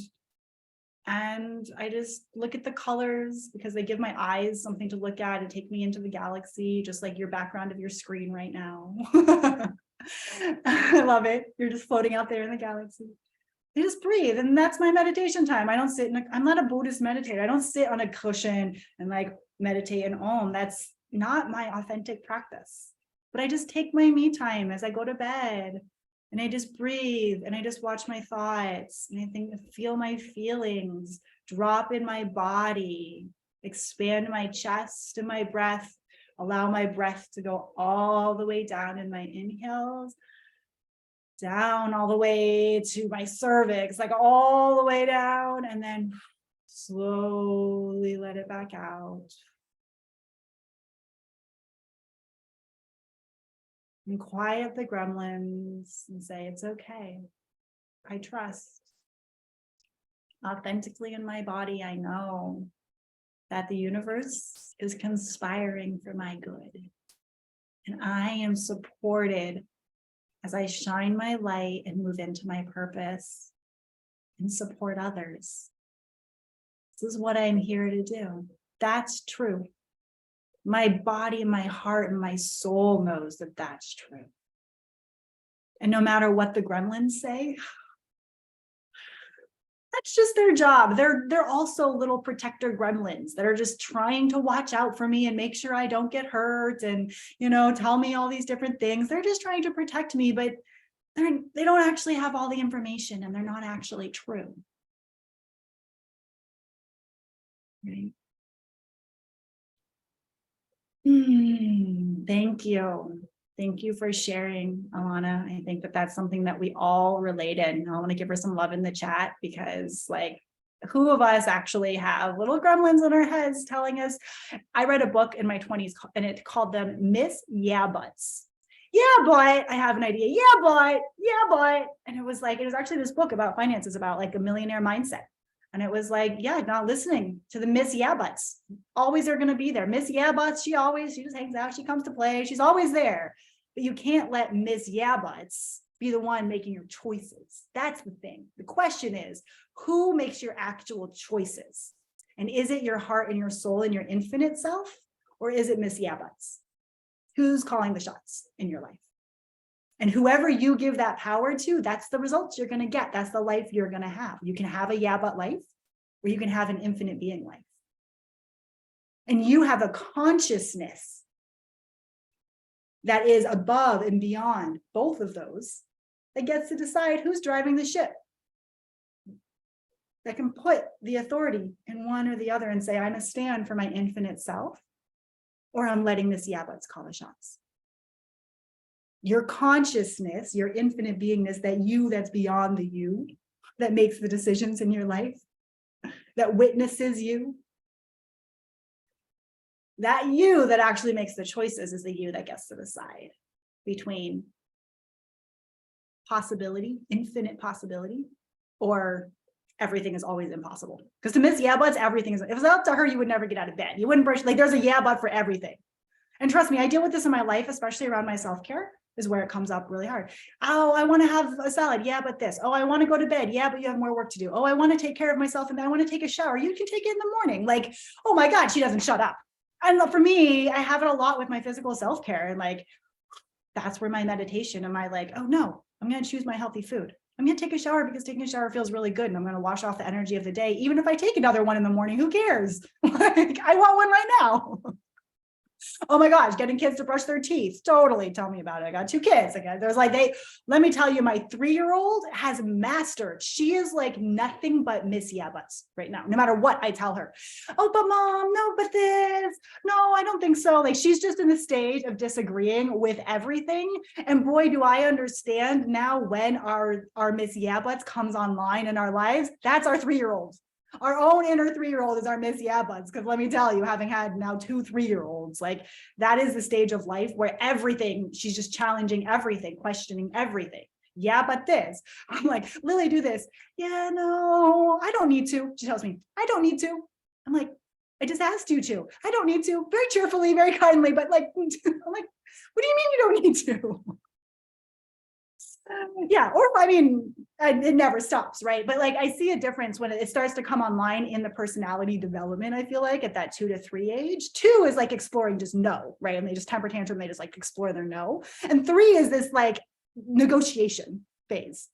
And like, she's exploring like being bossy or whatever. So anyway, thank you so much. I want to finish with the last couple of topics here before we are running to the end of our 2 hours, which I might go over a little bit if you all want to stick around. But yeah, thank you so much, Alana, for that. Yes, letting my adult Ilana lead so my inner child Ilana can play. Woo! That is amazing. I love that. Exactly, because if you let your inner child, your but tantruming inner child run the show, they don't get to play. The adult Alana doesn't get to have the life of her dreams that she wants, right? And the young child doesn't, like my 3-year-old doesn't actually want to be the boss. She just is like constantly in this phase, right? But what she needs is boundaries and clarity and support and like feeling like I've got her so she can play. So I love that. Our adult needs to feel like ourself, our inner child needs to feel safe with us, that our adult has us, that we're choosing our adult selves, our infinite selves, our unaging, timeless selves is calling the shots. And then that allows our inner child to go to the beach and to laugh and to play and to not even worry about all of it and not to let go of the yabbits. Oh, I love all of that. Oh, this has been so juicy. Okay, so then we're going into making the impossible possible, which is we've already started talking about, and the integration of masculine and feminine energies. And so stepping out of this linear, logical, believable thinking that leads to a predictable future, and stepping into a place of infinite possibility, like we were just talking about, where your unpredictable dreams come true, where you say yes unpredictably to something that takes you outside of where your life was normally going to go by saying yes to something new and bigger. So where you declare your authentic heart's desire, and then you have the conversations and you take the actions toward the manifestation of that future timeline. So the masculine energy in all of us, we all have both. And so this is integrating, unrelated to man and woman. This is integrating the masculine and feminine. So masculine energy in you is your purpose, your drive, the ambition. It's that penetrating, forward moving engine. It's like a bee, bzz, always going, always seeking, right? Always looking for the flowers to pollinate. And then your feminine energy is your wavy, flowing, flowering, attracting. It's the flower that receives the pollination of the bee. So in Magnetizing Miracles, we're utilizing this feminine magnetic energy, the simple beingness of the flower. Right? A flower doesn't have to do anything. It just blooms. It just sends out its radiance, not because it has to, but because it naturally has it and it can't help itself. And then the masculine energy comes in the inspired action taking and the love and care and support for providing anything for us that we need. A masculine energy, it's also a providing energy, a protecting energy. And so it provides and protects our feminine intuition and flower and beingness. So to have a miracle happen, the feminine uses her intuitive oracle to feel into possibilities, timelines that are outside of the default linear future. You feel into those and you start feeling, wow, like there's so many infinite timelines that life could go on right now. I could go this way or this, all the choices. And you feel into what feels like just the highest vibrational timeline for you. A timeline where you are living your fullest feminine essence, where you are flowering, where you are expressing, feeling into what is that timeline?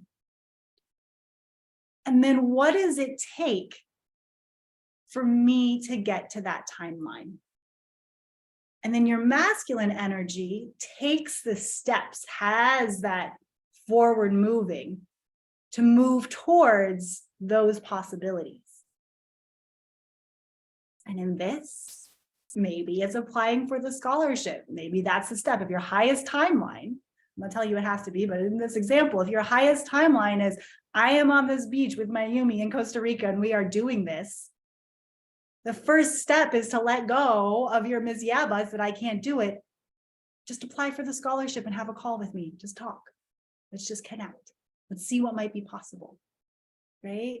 If your highest timeline is traveling the world or is attracting a partner of your dreams, the love of your life, you feel into that timeline.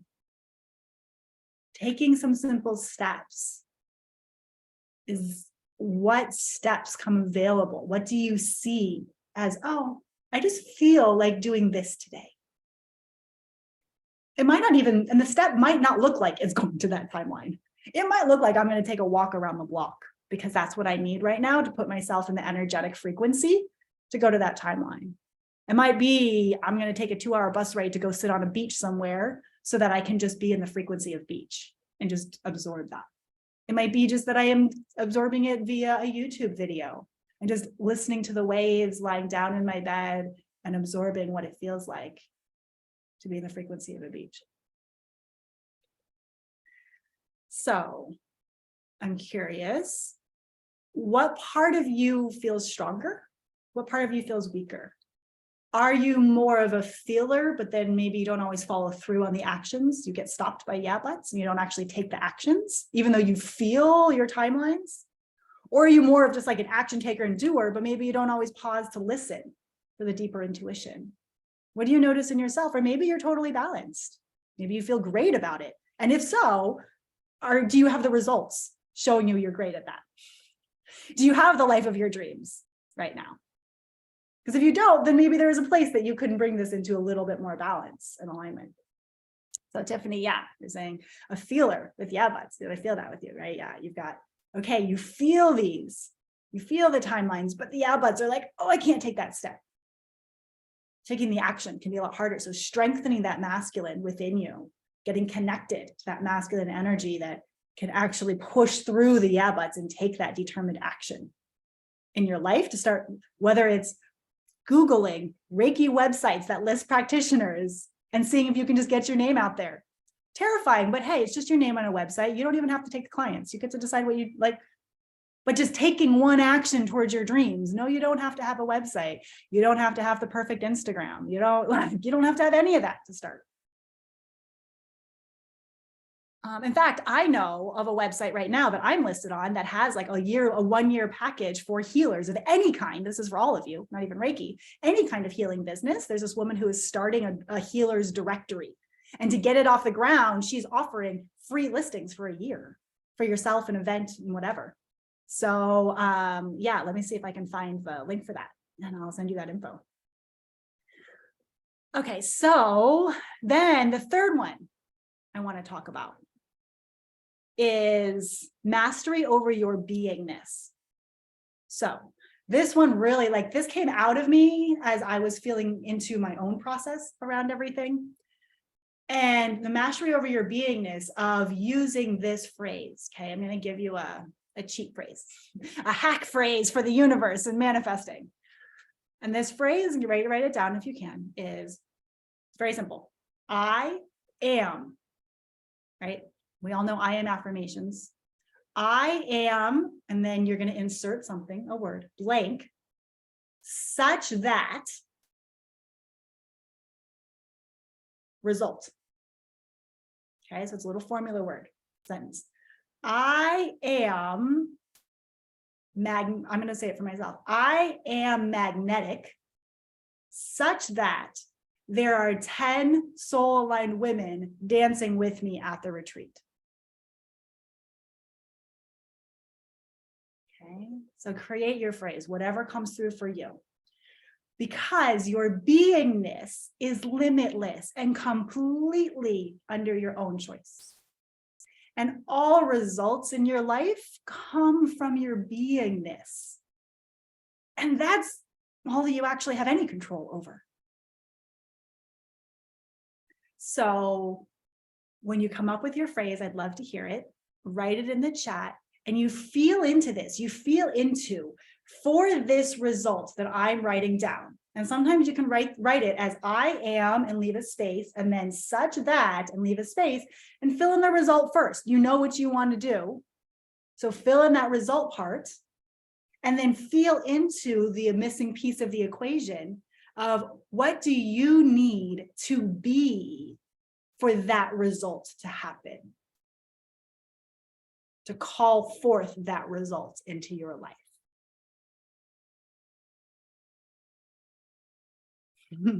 Tej, I am magnetic so that I am in the elevated program and dancing with Mayumi and 9 other women. Yes, sister. Exactly. So what beingness do you see would cause that result? And it can be more than one, but being brave, being surrendered, being empowered, being peaceful, being magnetic. Yes, Liz, I am magnetic such that I attract a loving partner. Yes, love. I'm also, okay, Liz, I know you. I'm feeling like I am like juicy, feminine, magnetic. There's another word that wants to come. It's like this juicy, feminine, magnetic, open-hearted. So I'm juicy, feminine, magnetic, and open-hearted such that I attract the loving partner of my dreams. Something like that for you. And Alana, I am so organized and not going to get, I'm removing that. I am so organized such that all is complete and paid, and I am dancing with my sisters in Costa Rica. Yes. Exactly, sister. Genius. I am magnetic and I attract an 8-bedroom factory space with a warehouse in Lagos, Nigeria. Yes. Exactly. So really, like, coming back to this statement on a regular basis, it's a great part of a morning meditation or practice.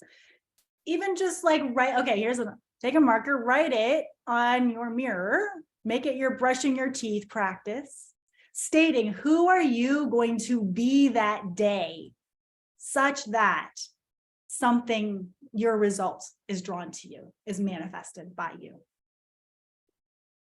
Because part of why I call this magnetizing miracles, not manifesting miracles, is because for me, there's a huge difference when I shifted my vibration from manifesting to magnetizing.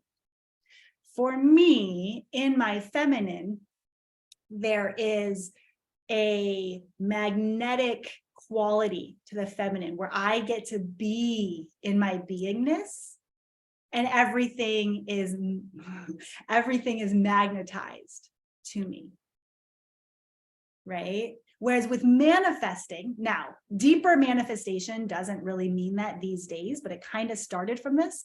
And it still, for me, has a tinge of external and of like, I need to manifest being a more active masculine way to approach it. Not a wrong way by any means, right? Nothing wrong with manifesting.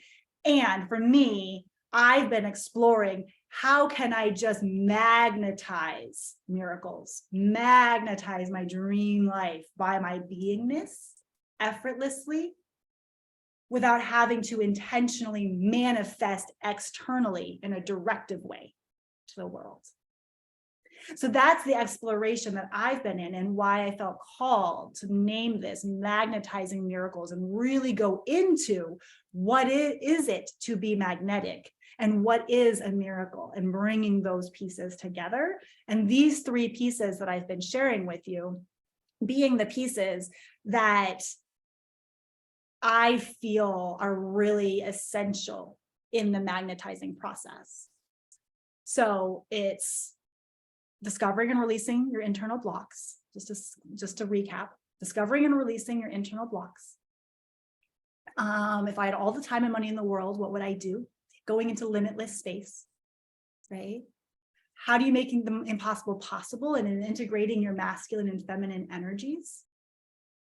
Having both, even in magnetizing, having both a receptive energy and a willingness to take inspired action from the messages that you've received and like balancing those.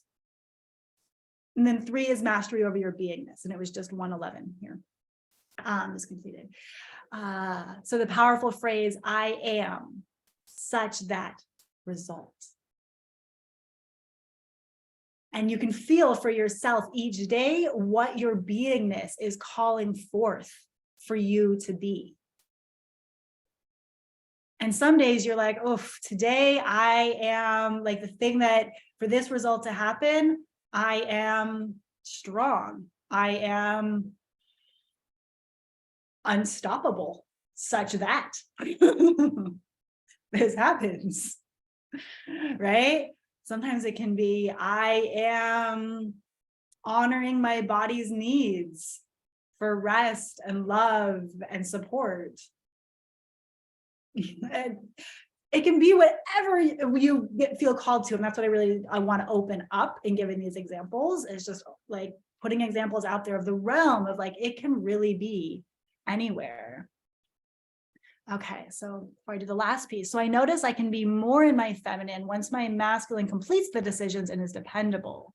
But maybe I can reframe and let my feminine be magnetic. Love you found the magnet emoji. Limitless space, impossible, possible, receptive, inspired, action, balancing. So balancing all of those things, yes. And removing blocks, paying attention to truth and illusion. What's an illusion of a block? What's truth? And I am powerful, so I can magnetize my dreams. Yes, thanks. And mastery over beingness. So that's the brief recap. And I would like to see which order do I want to do this. I'd like to conclude here as we're coming up on the 111, or we just passed the 111 central. That was kind of my intention for the 2 hours. And I just have one more piece that I'd like to share, just a short visualization meditation to ground this in. And before I do that, 111, yes, I want to open it up. Is there anyone else that would like to come in and share that hasn't shared yet on audio or video or both? And just what did you hear? What's new? What did you see in this for yourself? You can also just share in the chat. I would just love to hear what this whole discussion and inquiry around being magnetic and attracting miracles, magnetizing miracles into your life, and these 3 steps. What did that bring up for you? Do you have something new that's opening up of a way that an action you can take to move forward, or a beingness that maybe you hadn't really been being? Because oftentimes, maybe with this one, as you're putting your things in the chat here, and raise your hand if you want to come on. Oftentimes, you know, in gallery, what happens is with our, let's see, where was I going with this? Oftentimes with our beingness, we can feel like we're not enough. Not enough to be able to do it. And we can not, and we don't necessarily see a particular type of beingness that's missing from what is needed to bring this into fruition.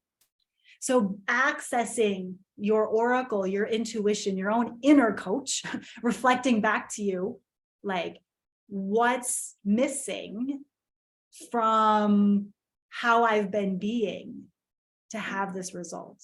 There's a beingness that I've been having. What is that? Being honest with yourself. It could be I've been being a little pessimistic, been being negative. Like, how have I been being and what are the results I've been getting? Also a powerful inquiry alongside of this. And then what are the results I'm committed to getting? And what beingness do I need to bring to get those results that maybe is not present now? Maybe I need to be more grounded in my body and my steps and my life. Maybe I need to be more kind of like diligent with my thoughts and with who's running the show, the gremlins or the infinite being. Maybe I need to be a little more conscientious watching that and choose my infinite being more often. Michelle, yes, I am sending out the replay for this in the email. You're welcome to share this replay on. I'm going to post it in the Facebook group, send out an email. Like, I would love for people to get to receive this. So it's free. It's going to stay up. I'm not going to charge or pull this replay down. So I really want this to be available for anyone that is wanting to connect to this. So thank you. Thank you for asking about that. And yeah, I see that this feels really good. I'm going to go, we're going to go into a meditation, just a brief one. It's not going to be like the long ones, and just different style. This is just what came through for me. So yeah, if there's anything else anyone wants to write in the chat, go ahead and do so. Finish up your writing and sharing. Tej, I love you too. And yes,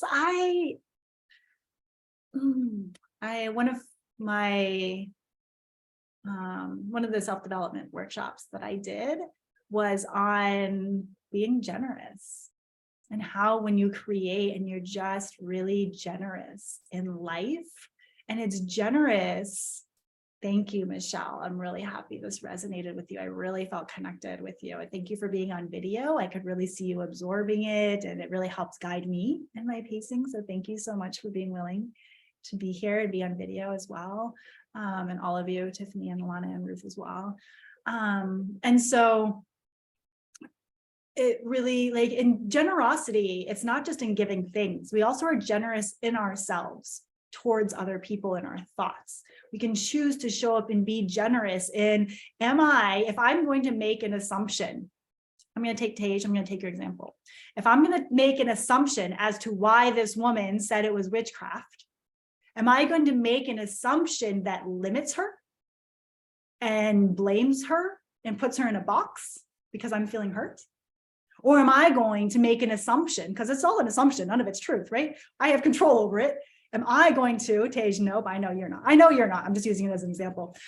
Or am I going to make an assumption that she's coming from a heart of love, and that she's coming from a good place, and that she wants to support me, and she wants to see me do well, and she loves me, right? You can feel how you're going to respond differently based on the assumption that you made. And Tej, being who she is, this limitless being of light that this woman is in Nigeria, she's just so inspirational, you guys. She says, yeah, I even told her that. She's like, that's exactly the assumption I made. And I told her that, and I brought that to her, and I met her with that. So you didn't meet her, Tej, with criticism and meeting her back with like accusatory, defending yourself, pointing back at her. Just met her with love, right?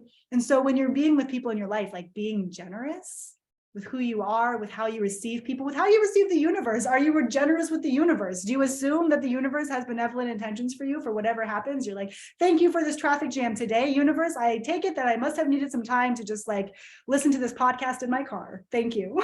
Like, can you be generous with what's happening in your life, assuming the best intentions for everybody, right? And assuming the best for yourself is coming to you from the universe. And then you just receive everything. You receive everything that comes to you as a gift. And then you're constantly inspired to be giving back because you're receiving so much. But you're receiving it because you're choosing to have the perspective that everything is a gift, right? And then that allows you to receive it as a gift. So you get to have mastery over that.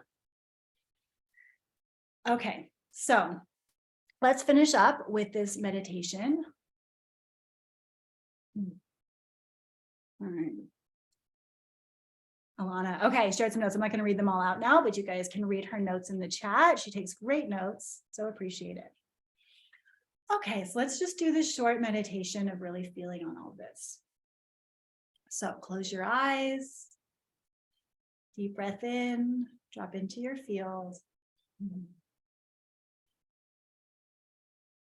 Deep inhale in. Taking in everything that you've experienced and learned and felt today. Inhale out. Releasing anything in you that doesn't serve you. Any beingness, any gremlins, blowing them out with your breath.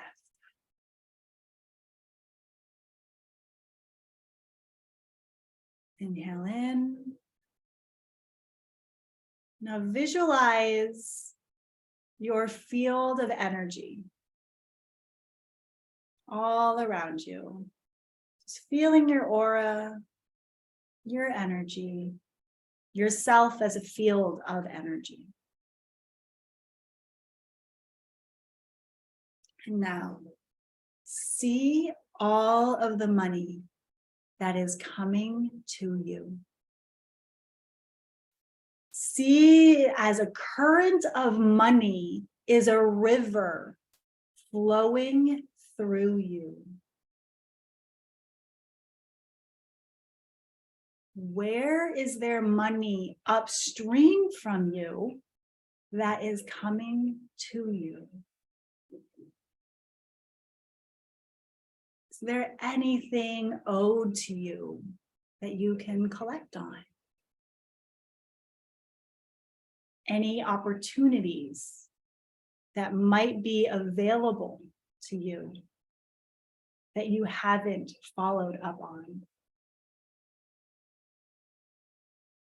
Any people in your field that might have an income opportunity for you? A financial gift for you? Desire to support you financially and otherwise? Or anyone you can ask that can connect you to somebody else who has one. Anywhere there could be money available to you, but something has stopped you from asking for it, earning it, or simply receiving it. Visualize a number, whatever number comes to you,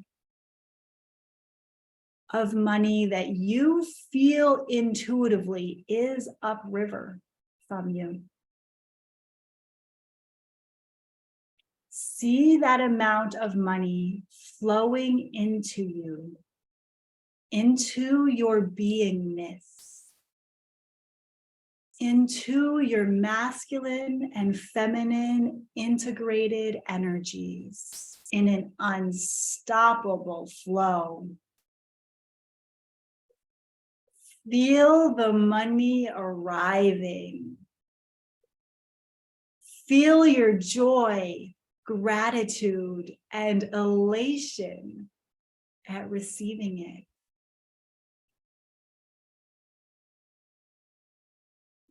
see what is possible for you to do with that money as you conscientiously direct it down the current beyond you into its next recipients who are so grateful to receive it from you. Who do you get to be as you receive that money? Give it your gratitude and love, and then give it to others with joy and pleasure. Soak up that feeling, that beingness. Anchor it into your body and your field.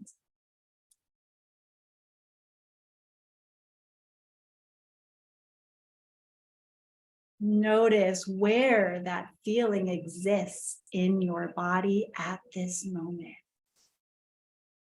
How do your shoulders feel? Are they relaxed and expanded? Your neck, your back, your diaphragm, your hips, your legs, arms, feet. Really feeling this feeling of joy and gratitude. You've received all that you desire and need to support you financially in achieving your dreams and having the experience of life you desire to have.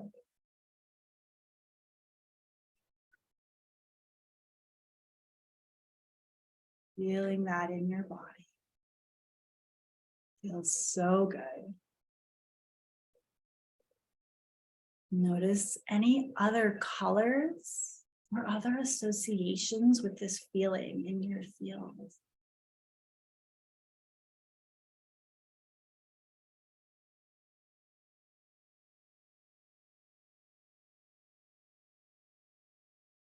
Anchor this feeling and this beingness in your body, knowing it's available to you anytime.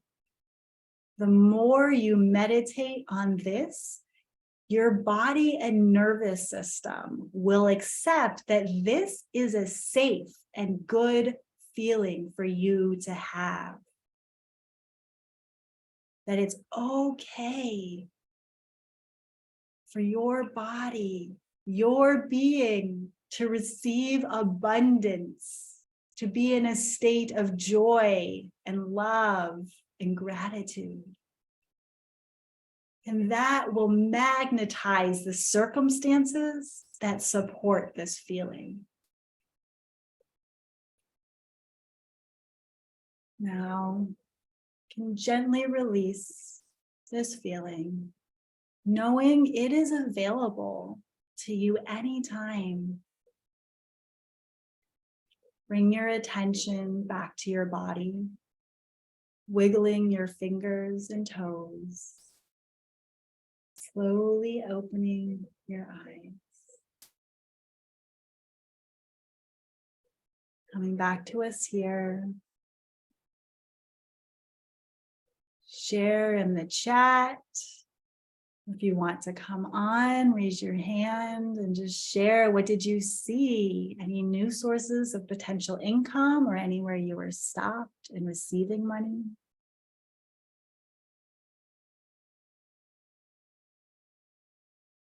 What's there? Let's see here. Okay, I think you can unmute yourself. Tej, she says so good as always.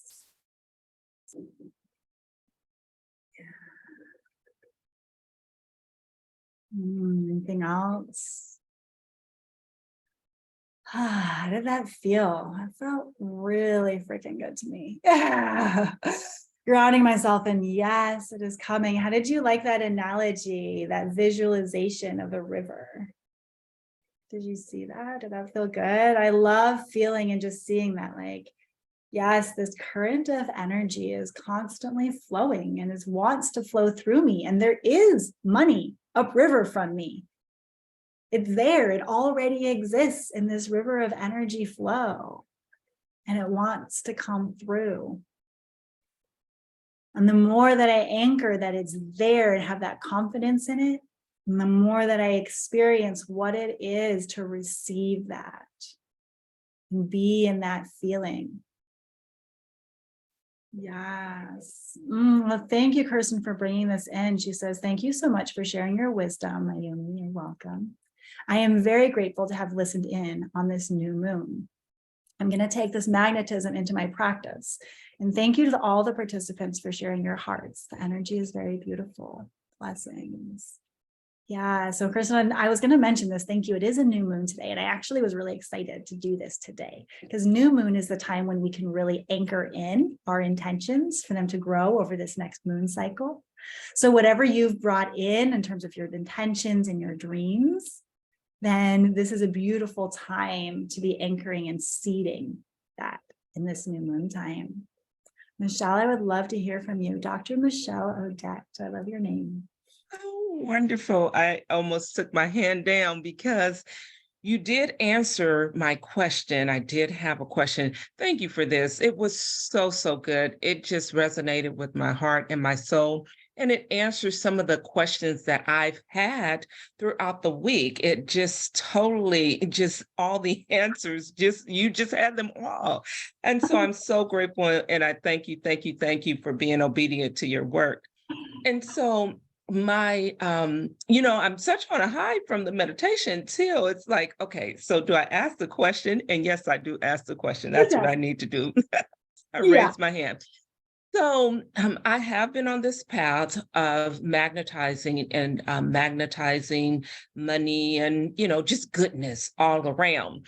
And so yesterday, I looked at one of my unpaid balances and I see I got a credit. I got a credit that I wasn't expecting. And so I got the credit and I'm like, yes. And then that little gremlin creeped in like, was it a mistake? Or am I supposed to get this credit? And I'm like, well, Lord, I want the credit. So I don't want to push the credit away. So my question for that is being able to embrace those miracles when they come so that you don't repel them. And so the last thing that I do want to say is that I was feeling in my masculine energy about 4 days ago. And I'm like, oh no, I don't like this. I need to feel more, I need to get more in my feminine energy. So I start wearing dresses. I said, let me go ahead and put my jewelry on, wear dresses. And it just shifted that whole energy. So back to my actual question, it was centered around not repelling the miracles that are coming to me and for others. You may have that same question. So how do we, like you just said, anchor it in, embrace it. And so let me have you answer. Yes, thank you, Michelle. Oh, it's so good to feel you and hear your voice. Thank you for coming on. I've just so been feeling you, and your questions that you had and intention to come into the workshop were probably informing all the downloads that I was getting because we're all so connected. So thank you for holding all of those and for all your questions. And I'm so happy to hear that I was able to really address and answer a lot of them. And yes, to shifting into the feminine energy. When I went to go get my nails done yesterday, I was like, I'm getting pink nails. I am getting pink nails to remind myself that I am in my feminine right now because I've been like a little overly masculine. I'm like, I'm gonna get back into my feminine beingness. So yeah, I wear my nicest dresses daily. I'm like, they're the most comfortable things I have to wear. Why am I saving them for a special occasion? Like, I don't want to wear my t-shirts in denim. Like, that feels constraining to me. I love wearing, especially in Costa Rica, super lightweight, breathable like dresses all the time. I one thing to put on. I don't have to match anything, tops and bottoms. Like, it's just simple. I just grab a dress on my thing. So yes to wearing dresses, mama. Yes. Wear what makes you feel good, and yes to pink nails, and yes to expressing yourself and your femininity, however you feel called to, and reminding yourself that you are like a feminine being and it feels good to be feminine. Because oftentimes just our culture is constantly calling us into being masculine. And so it's just a default thing that tends to happen that we really, it is like this hygiene practice we have to do. I have this song I love. I'm going to drop it in the chat called Feeling Myself. Oh man, does this woman just call out the feminine feeling myself? I might play it here as we finish. Play this one a lot to help me drop into my body and my femininity and my pleasure of being in my body and just feeling juicy and good and magnetic. Yes. So yes to that, because that even is part of the answer to the question, right? Okay. Because our field in terms of like repelling the miracles that you're talking about, it really, we can only receive to the level that we believe we are safe and worthy. Mhm. Mhm. So we do Yes. automatically start repelling things that don't even come into our field. Like Mhm. men won't come into our field if they don't feel we're receptive to them. They just won't even show up. You'll never meet them. You'll never meet the man of your dreams if your energy is that you hate men and that you can't trust them and you're not worthy of a man to treat you well. I'm sorry, you're just not even going to meet him. He's going to like sense your energy and like keep walking way before you ever see him, right? And that man is that money, is that anything that you want. And so the more that we do the work of increasing and reprogramming our bodies and our systems to feel safe. And that was why in this meditation, it came to me like, okay, so here's all these secrets. Yes, but really we need to allow ourselves to be this. We need to do this, the nervous system and body work also, so that we feel safe, feeling good. Because we have this programming and I honestly think it's not even so external as programming. It's just kind of a condition of being human that is just tells us that like, oh, we get to a certain point, we hit an upper limit. There's an amazing book about this too, I highly recommend, called The Big Leap, that I read that super helped me in all of this, by Gay Hendricks. So that book was really helpful for me because it specifically works on increasing your upper limit of the goodness you can receive in your life.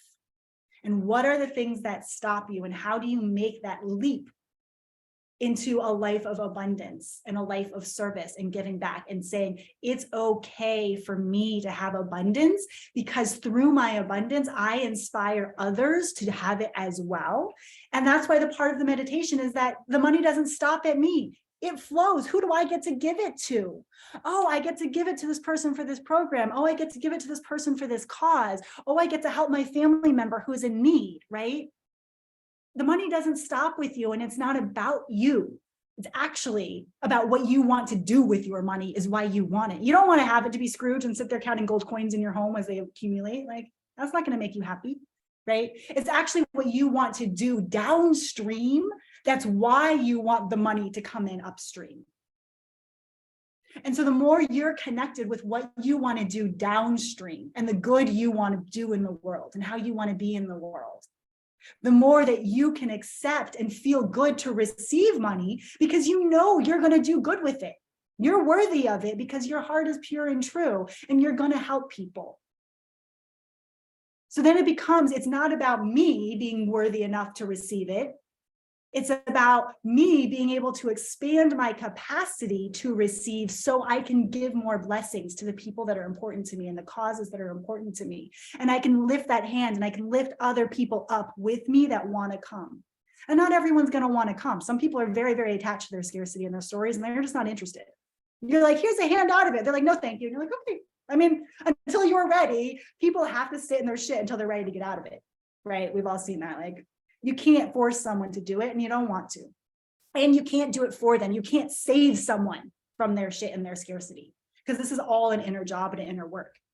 But for the people who are ready, and there's a lot of them, you can be that hand up. You can be that support. That's why for me, offering the scholarship is a way that I'm doing this. Because for me, I want to give that hand up. I don't want someone to not be able to be in this program if it aligns with them because of money constraints. That's a hand up I can give somebody who really their heart is all in it. And we're going to create miracles in their life that they are going to triple their investment or more by the end of the program. Like, that's what I want to do and create. That's why I want a passion project activator in the program. So Tiffany could build her Reiki business and she can come out of the program thriving, or whatever it is that you're feeling called to do.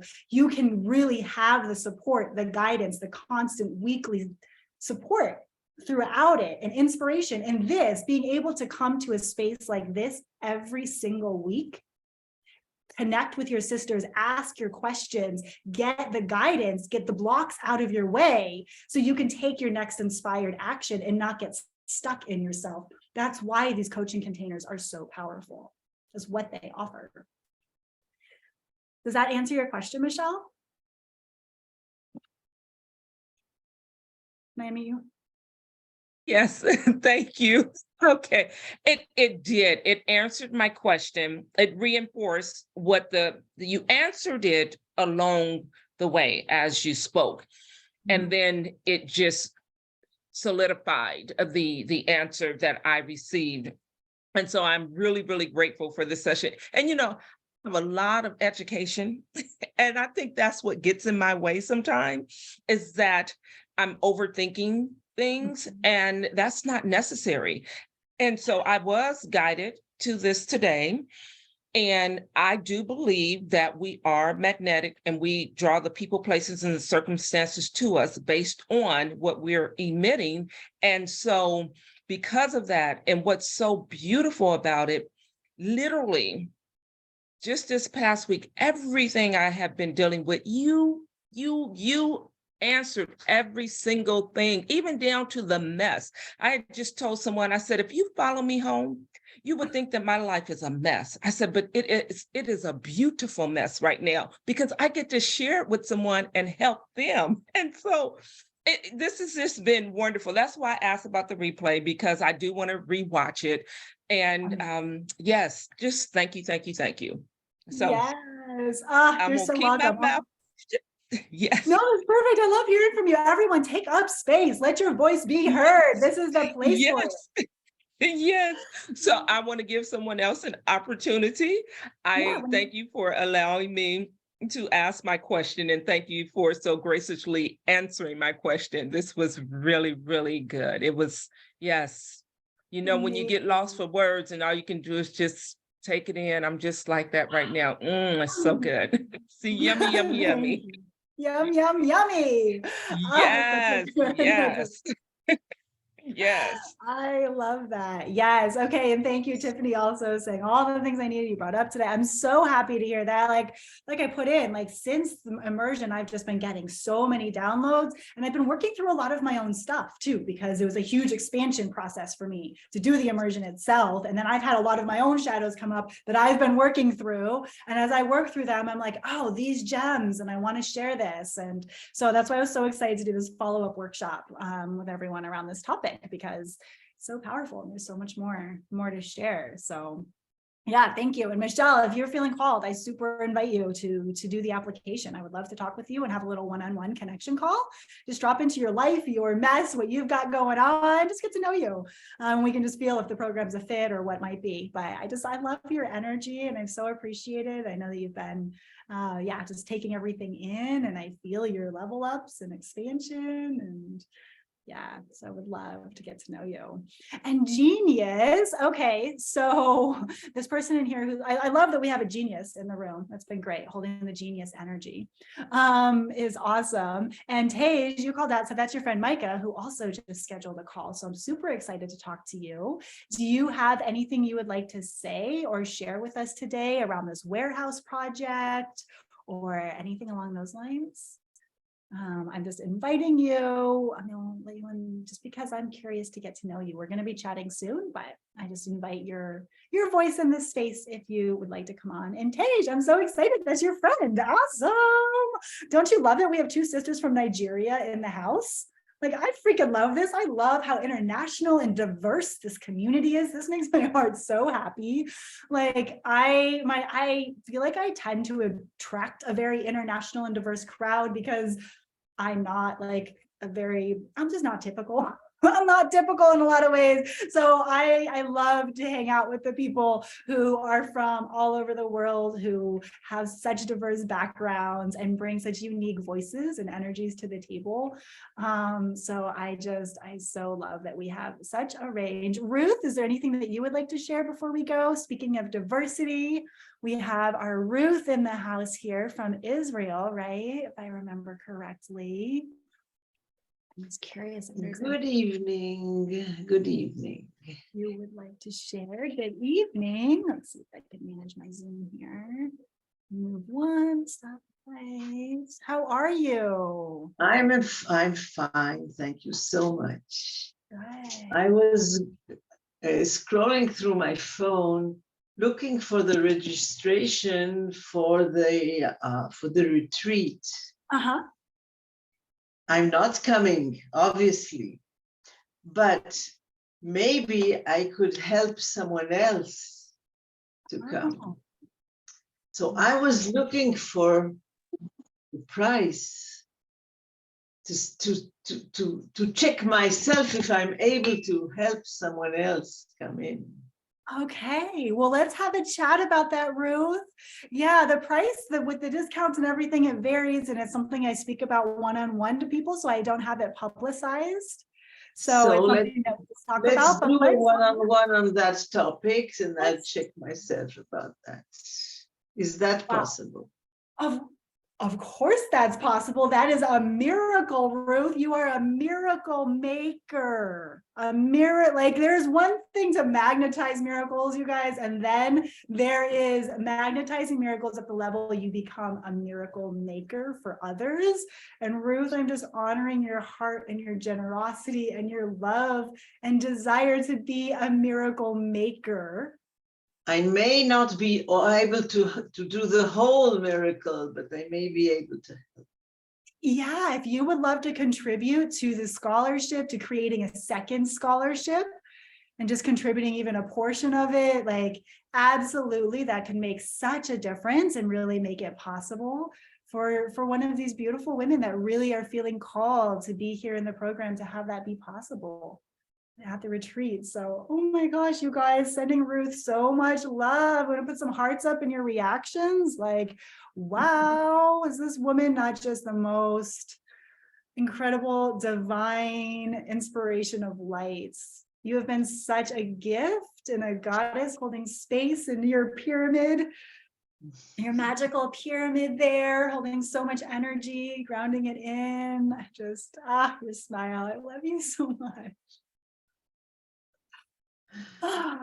Thank you. All right, well, we'll talk about that. So let's see, it's easiest to contact you through email. So I'm going to email you a Zoom link and some times for us to see. Are you available a little bit later today? I'll be here this afternoon.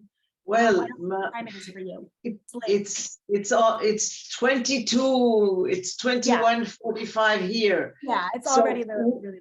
it's late for today. Yes. Yeah, so we could talk tomorrow or Monday, earlier in the day, maybe on Monday, if that would be good for you. Okay. Yes. Perfect. We'll do that and we'll see. And look, ladies, see, miracles are coming your way. Like what wants to come. Like I was just saying, it's not about what comes into you. It's actually about where you're passing it on to with what you have, right? We all spend money every day in various ways. So where is that current going downstream of you, and being really mindful with that. And that's something that I feel like I want to take even more into my life, is calling me into being more mindful. I've got to do some cleaning up of my finances and subscriptions and decluttering a bunch of stuff that's really not where I want it to be going anymore. And then you have it. When you do that and you're conscientious, then you have the ability to focus it in giving gifts and supporting people and being generous. So thank you, my love. Thank you, Ruth. We'll talk about it. And I know whatever is available for you will be supportive and make a difference. So yeah, thank you so much. Oh my goodness. Is anyone feeling inspired to share after that? What might that make available for you? What does that inspire? Like, how are you feeling? Oh, I feel, wow, so blown away. So just, amazed and grateful and like, yes, this is the vibration. This is the vibration of the miracles. It's the vibration of magnetizing miracles and being a miracle maker. Oh man, I feel like that's the next workshop I want to do, is something on being a miracle maker.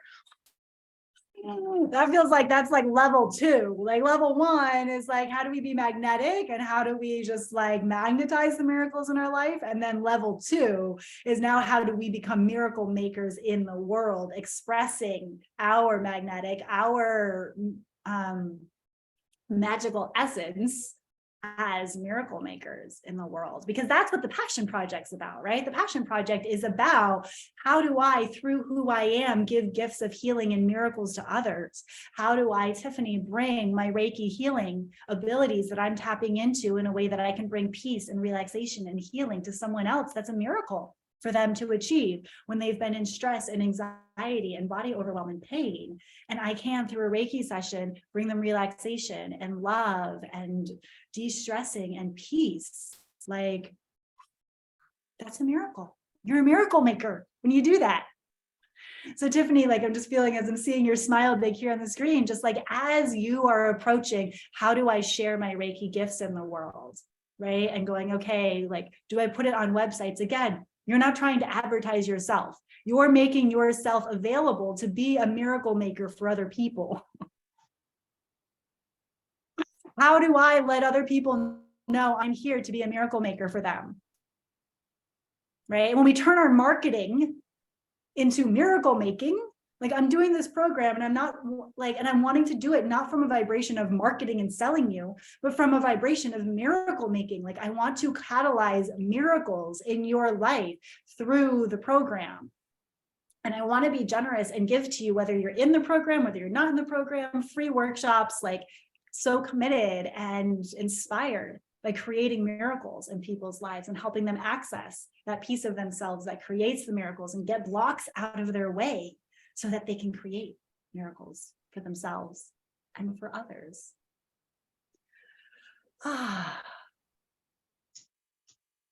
So I feel really good with that.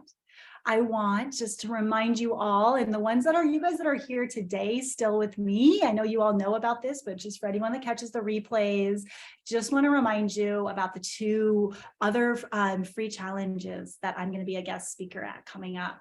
So there's the I Am Activation Challenge. Y'all know about that one, right? That starts on Monday. That's a free 11-day consciousness upgrade. And this is one of the few, I don't do that many challenges at this moment because I'm just so busy. I think I'm going to be at this one. I love what Lacey has to offer, and this is the next level for me.